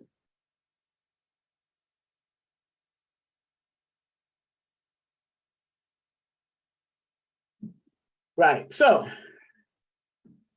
and that includes if you get them dedicated lanes. So this fee for dispatching, let's make it make sense. Dispatching services includes and will replace, includes ABC Logistics LLC contracting dedicated lanes for carrier or trucking company, right? Let's just fluff it up a little bit. So it's clear, right? So when the carrier reads this is clear. There's no ambiguity. There's no confusion, right? We want to make it clear in plain English, right? In this contract, dispatcher agreement, right? So this fee, this service fee, let's be uniform with it, a little uniformity, right? This service fee for dispatching services includes ABC Logistics contracting dedicated freight lanes for the carrier. So basically saying if you happen over time, if you find dedicated lanes, then you're getting 7% for each of those lanes that carrier runs, pretty much. In the meantime, when you first start, you are booking loads on the spot market load boards, you're getting 7% per load, okay? Now, this paragraph here, as loads, freight, cargo are picked up, delivered, and carrier trucking companies paid first, an amount equal to the above stated percentage or flat fee. We're going to say percentage because that's what we're using. So we'll delete flat rate. Above stated, and we even put 7%, will be payable to the company, right? The dispatching company. So we're going to replace the underline with what we call ourselves in this example, right? ABC Logistics LLC, or whatever the name of your company is, XYZ Dispatching Services, whatever you call yourself. I'm just saving this sample, right? Okay, somebody's asking for the URL for 7.0. Let me put that in there real quick. Jump away from the screen share and grab that for you, okay? Because we're almost done with the dispatch agreement anyway, as far as the information and what goes with. Okay, Rodney put it there. Thank you, Rodney. But there's an additional. That's just the general website, Rodney. But the one for directly to Monica is this right here. Okay. So go with that one there. Right. All right. So. All right, so back to the finishing up the document, right? The dispatcher agreement. So either party has the right to end this agreement without cause at any time within, I just said 7 days notice. You can determine the time frame for your dispatching company based on what your requirements are. I just put a week's notice just as an example. You can say 3 days within a week. You can say within 15 days. 10 working days, whatever you want to call it. I just put 7 days in there as, so I'll highlight that to give you, so you can see that you can change that to whatever you see comfortable. By written or email request. This is not an exclusive agreement or contract. What does that mean? In other words, they can have other dispatchers besides you. You're not exclusive to them. And if I'm a truck driver, that's smart. Why would I put my eggs in one basket? What happens if you can't find me my loads and I'm stuck? I got to go back on the load board and do it myself. So a dispatcher can have a factoring company for all of their carriers. If you are in Max, if you are in an affiliate relationship with a factoring company where you bring them carriers who do not have invoice factoring and they get approved for invoice factoring through you, the factoring company is going to, well, I should say some, we have 7 Oaks, they do it. They're going to pay you a referral for that. And they will also, when they pay the carrier for delivery of shipments and turning in of paperwork, they will also pay you whatever percentage or flat fee that's due to you for dispatching for that carrier. Okay, so some factoring companies offer that service, all right?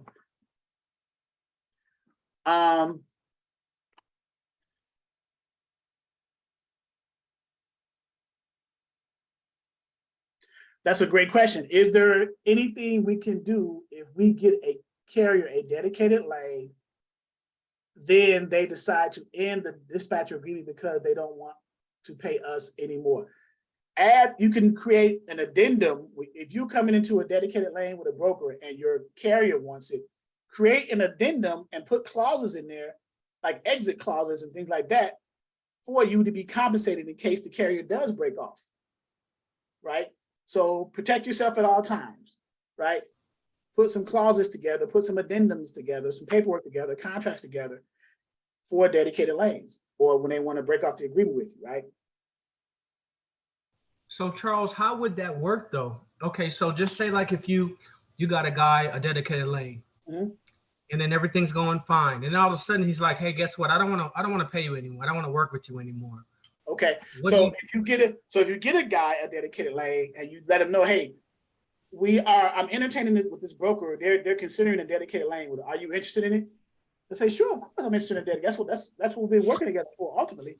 So then, okay, well, I'm going to send you either some more paperwork as it relates to dedicated lanes and my company finding them for you. And this is almost like a subcontract, if you will, or extra paperwork that's going to explain if you accept this dedicated lanes, what the requirements are, right?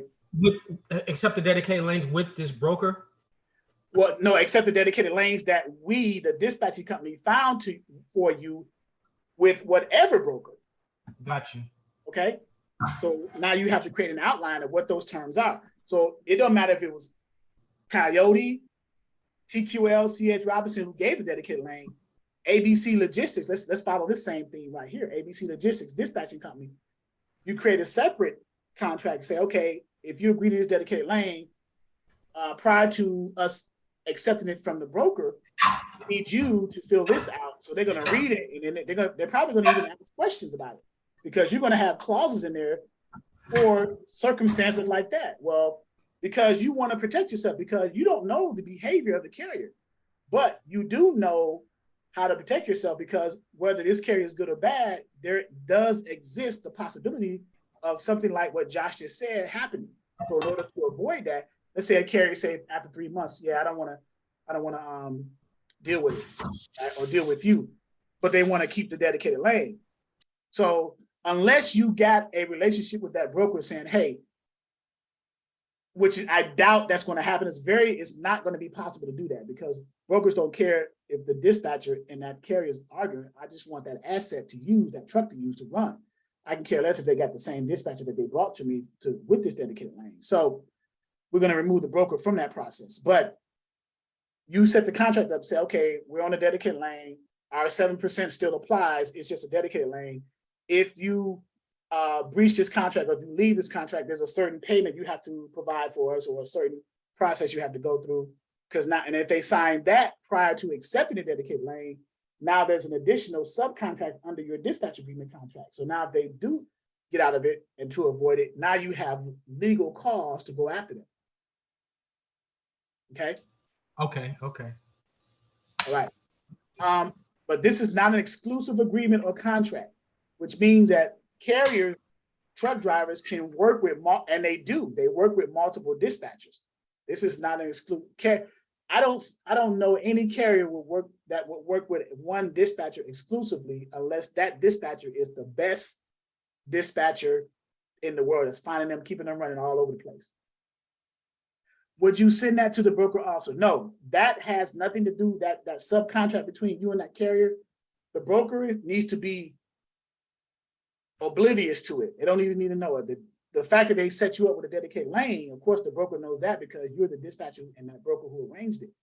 But prior to you accepting that dedicated lane from the broker, you need to go to your carrier and iron out the stipulations. Before you accept this dedicated lane, you need to read this and sign and agree to it. And then I'm going to go back to the broker and go ahead and accept that. Okay.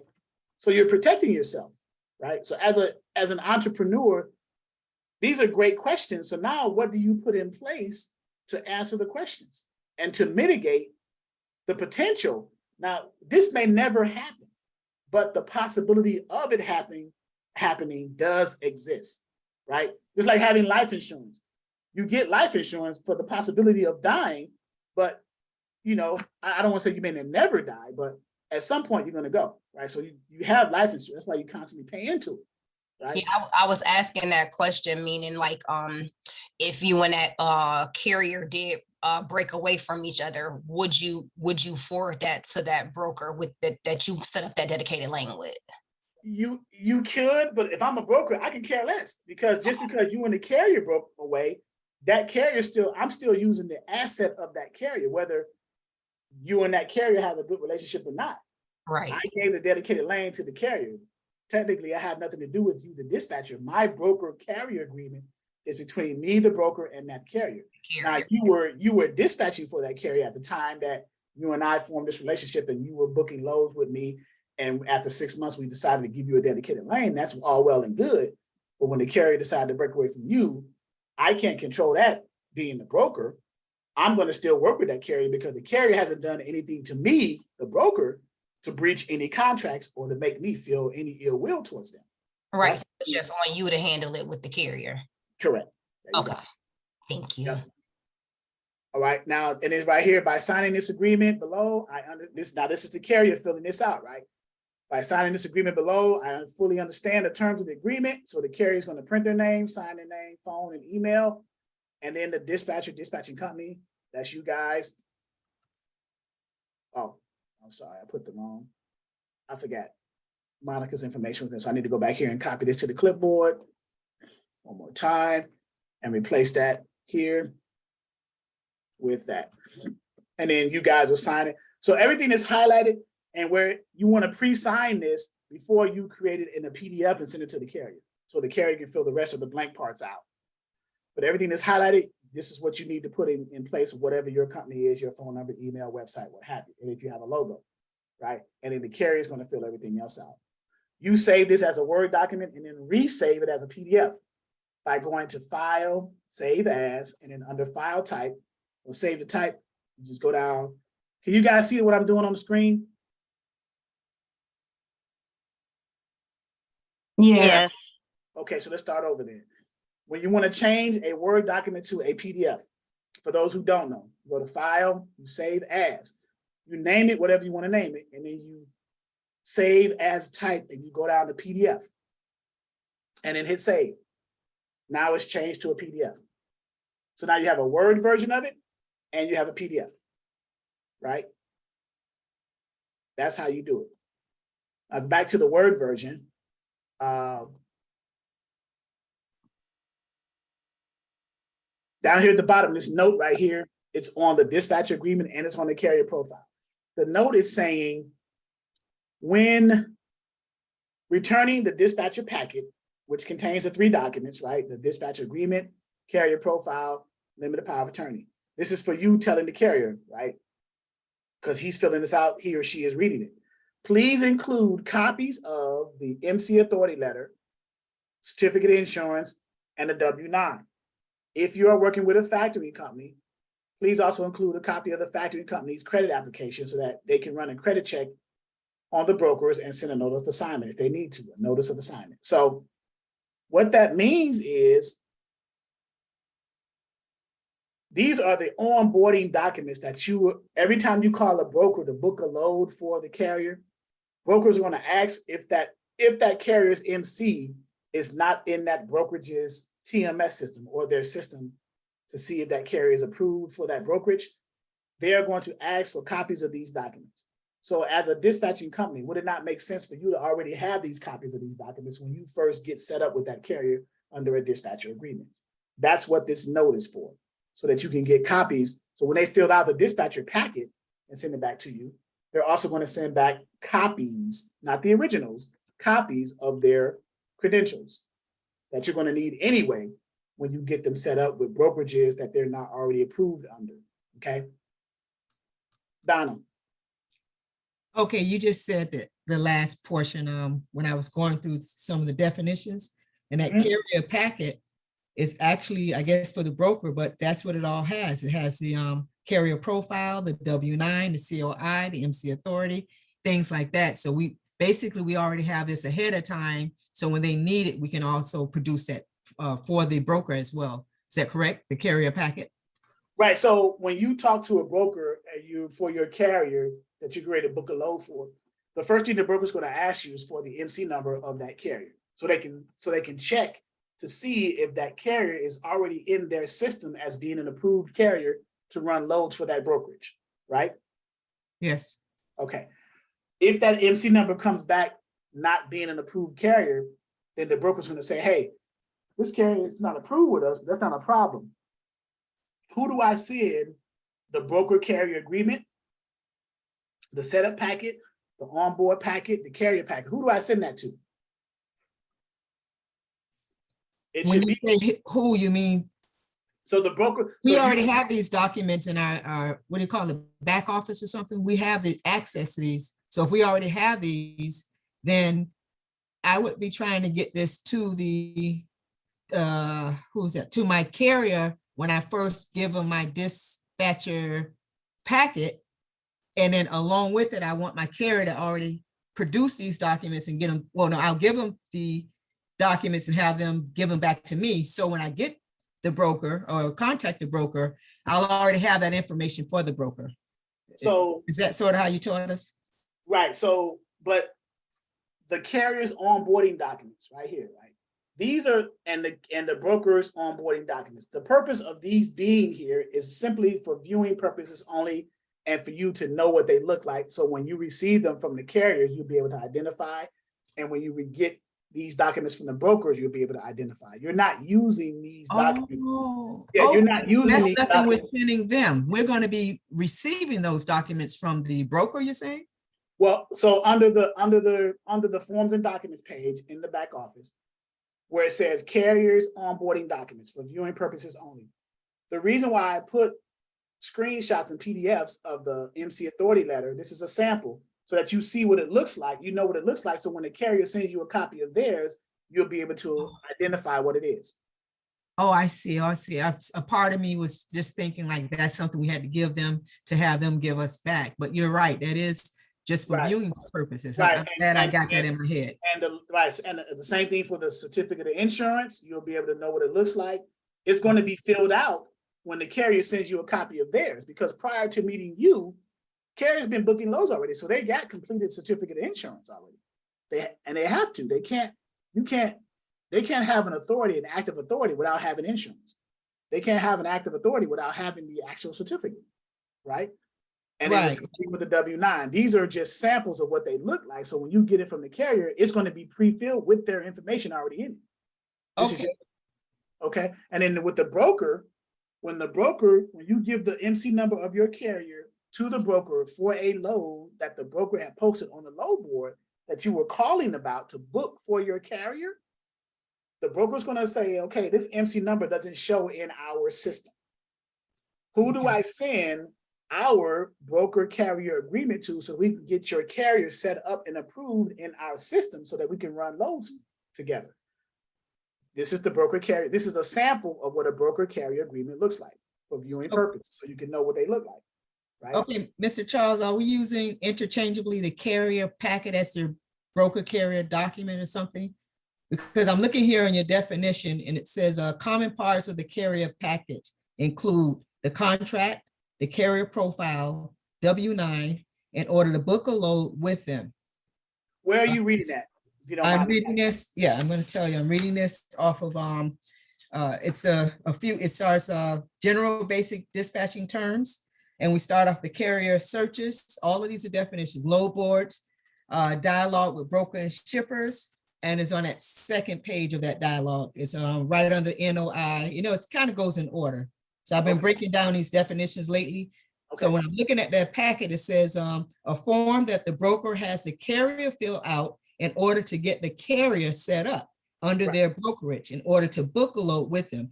Then it tells those common parts are what we talk about, like you said as an example. So will that broker give me the information? Well, shucks, well. So the only thing the broker is going to send you is the broker carrier agreement so that you can fill it out on behalf of your carrier. Now they're going to ask for, in addition to a filled out broker carrier agreement and return to the broker, they're going to ask you for copies of the carrier's credentials, which is their MC authority letter, their W-9, and their certificate of insurance. I understand. Thank you. Thank you. I see now. So in addition to filling out the broker carrier agreement and sending it back to the broker, you're going to have to send back copies of those other documents. That's why when you get initially set up with your carrier as a dispatching company and a carrier relationship, in the dispatcher agreement, remember at the bottom of the note, it's asking for, that's why you ask the carrier when you first get set up as a dispatcher relationship with the carrier, the truck driver, you're asking for copies of these documents that you know now that the broker is going to always ask for when they are trying to onboard that carrier. Absolutely. Okay, I got it. I think I just misunderstood the terms here. Okay. Okay. Yes, sir. Thank you so much. All right. So these are the onboarding documents so that you'll know what they look like. Right. And they're back here just for viewing purposes. So these are what the carrier sends you in addition to returning your dispatcher package to completely get set up. Do all brokers use carrier agreements? If yes, Ms. Keisha, if the truck driver, owner, operator, or carrier is not set up with a broker or approved to run loads for that broker, then the broker carrier agreement is the first step in the process of booking a load for that carrier with that specific broker. It's the broker carrier agreement along with the other documents to officially get set up and approved for that brokerage. And then it's the rate confirmation for that specific load that you called about when you saw it on the load board and the broker had their number posted.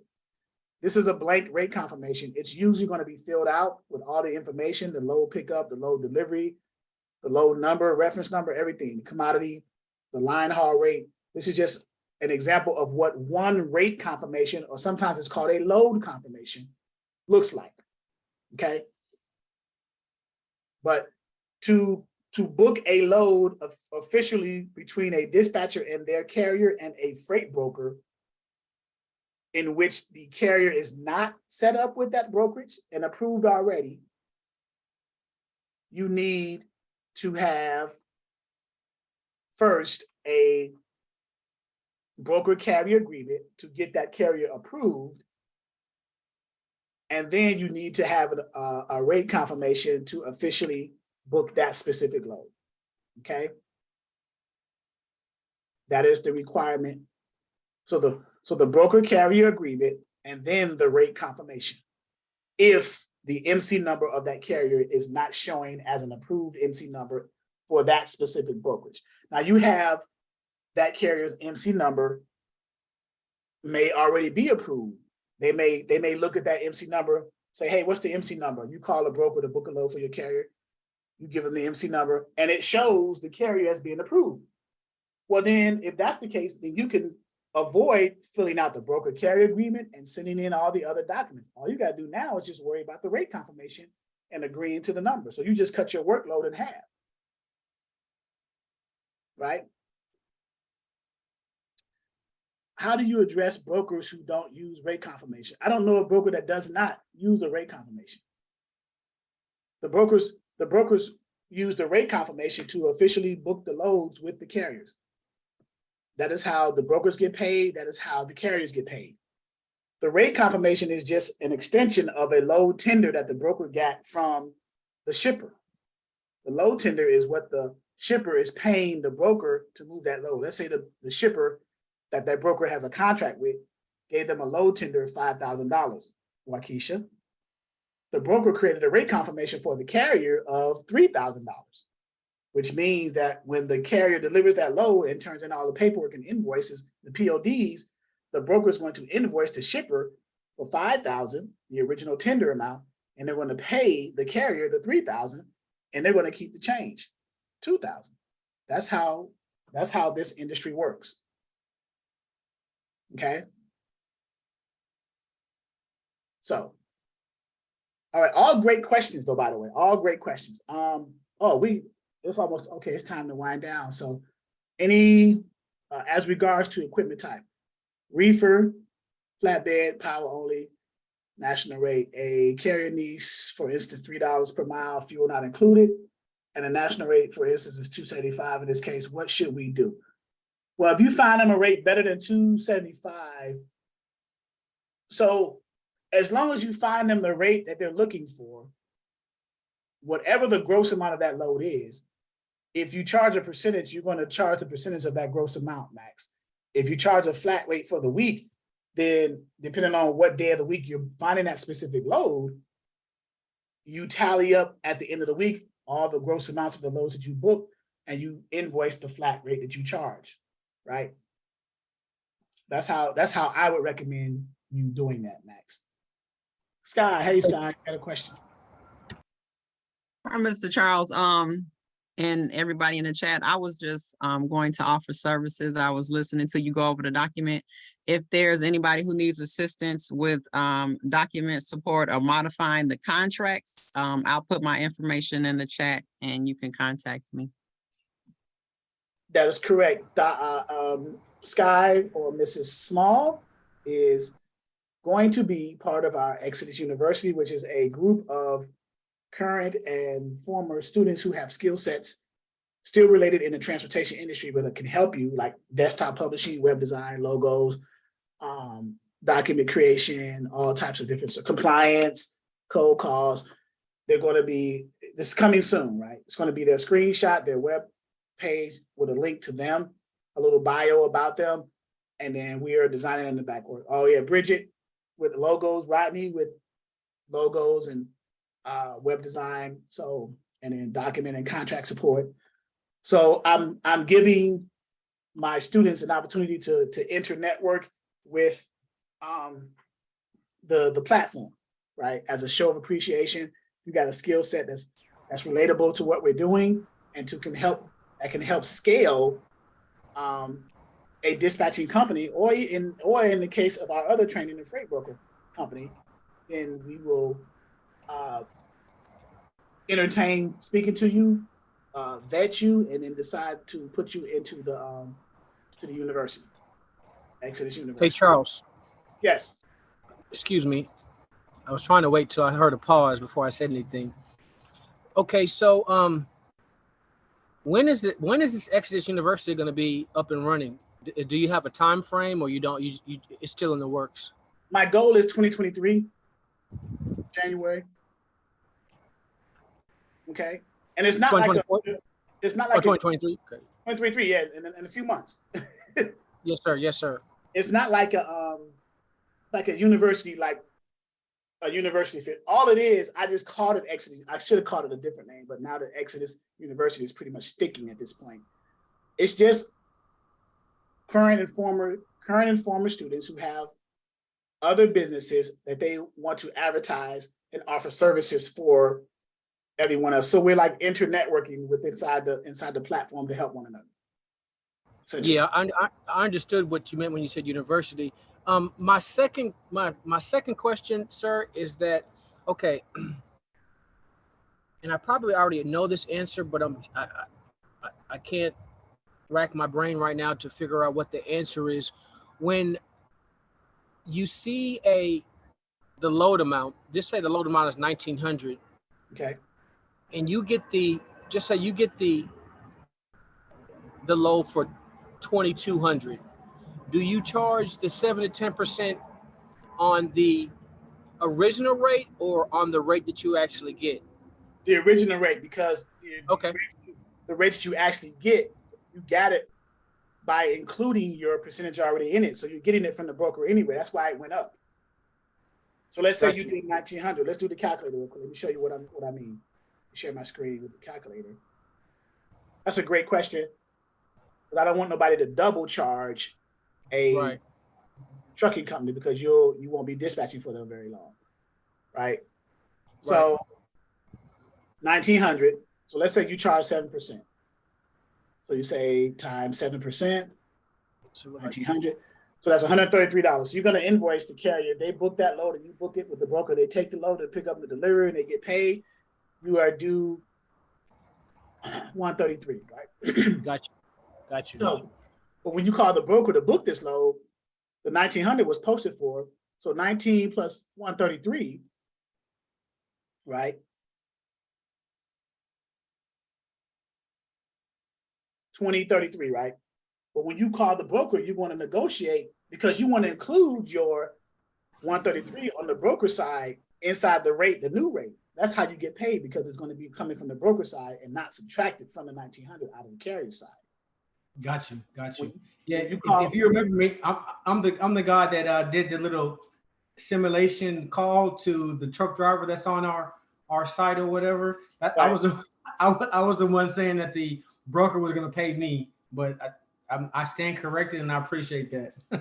Yeah, no problem. So when you call a broker, this is what's called the threshold number, because it can't be below that number, because this includes the 1,900, what the carrier is supposed to get, and your 133. So when you call a broker, you're going to give them a number a little bit above that. You want to be higher so that they can come. They're going to come. Brokers always come down, right, in negotiating. So you're going to give them what, 21, 22.50 maybe above, maybe $150 to $200 above your threshold. Right. So let's say 2,200. So the broker say, hey, yeah, we can do it for 2,200. Broker will say, I can't do it for 2,200. Can you do it for 2,150 or 2,100? Well, you can, because 2,100, even 2,100 is above your threshold. Your threshold being the number that the carrier is originally supposed to get paid, 1,900, plus your invoice of that 7% of that 1,900 on top of that, right? So 2,100. So now let's say they agree to 2,100, which is a difference of $67 in this case, right? Yes, who does sir. that $67 go to? Them. Them being the carrier, right? Right. I'm glad you said that. Thank you. Well, you know what though, and I'm just giving you some background about me. I know no one cares, which is cool, but I've been in sales since like 1999, and I think it's good business practice that you tell them, okay, hey, look. I heard you for a little bit, but then you muted. What I was going to say is that, okay, just say like the load is 9. I said that was good business practice, because as far as a relationship with your customer, because if you say the load is 1,900 and you're going to charge 7% off of the 1,900, but if you can get them $2,500 and you're only charging 7% on the 1,900, I think that makes you look good and makes them want to do more business with you, because exactly. of, you know what I'm saying, how honest and how not money hungry you are. You know what I'm saying? That's ding, ding, ding, ding. That's the point.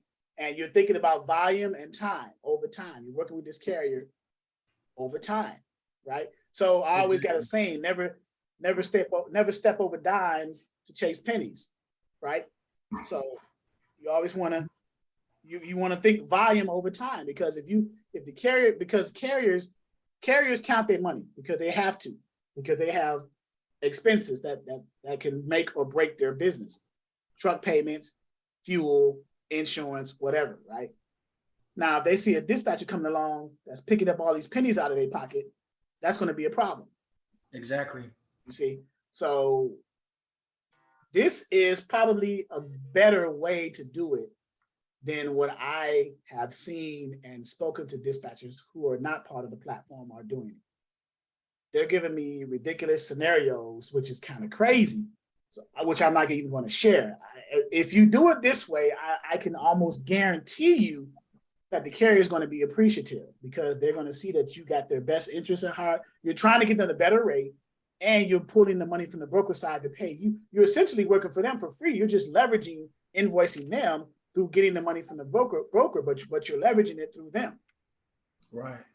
You see, so it's just honest business, basically, right? It's just honest business. Just do it the right way the first time. That way there's no headaches downstream.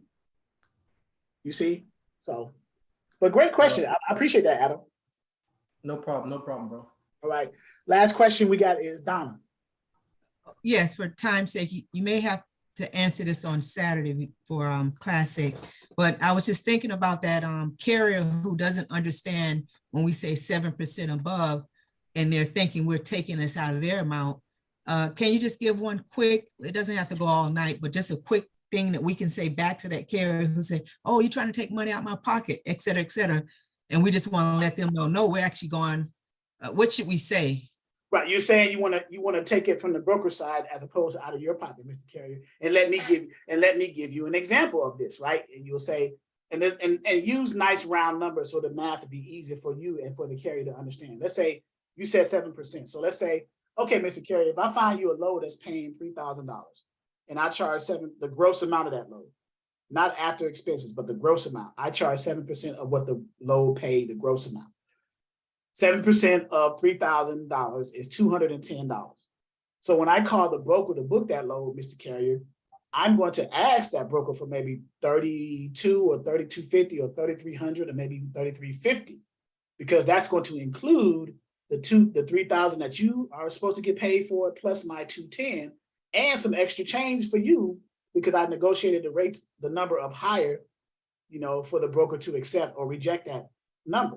If they accept it, then You get your 3,000, I get my 210, and then whatever else is left, Mr. Carrier, goes to you. I'm only going to invoice you for the original rate that the broker posted it for. If I negotiated higher, you get the change. I don't. Sounds good. Thank you so much. Appreciate it. Okay. All right, guys. Great questions, though. You always want to make your conversations with the carriers. You control the conversations, but don't control it in a demonstrative and a demeaning way. But you control the conversations in the sense where you want to make it beneficial for the carriers. You want to make sure that the carrier understands that they are winning with your services.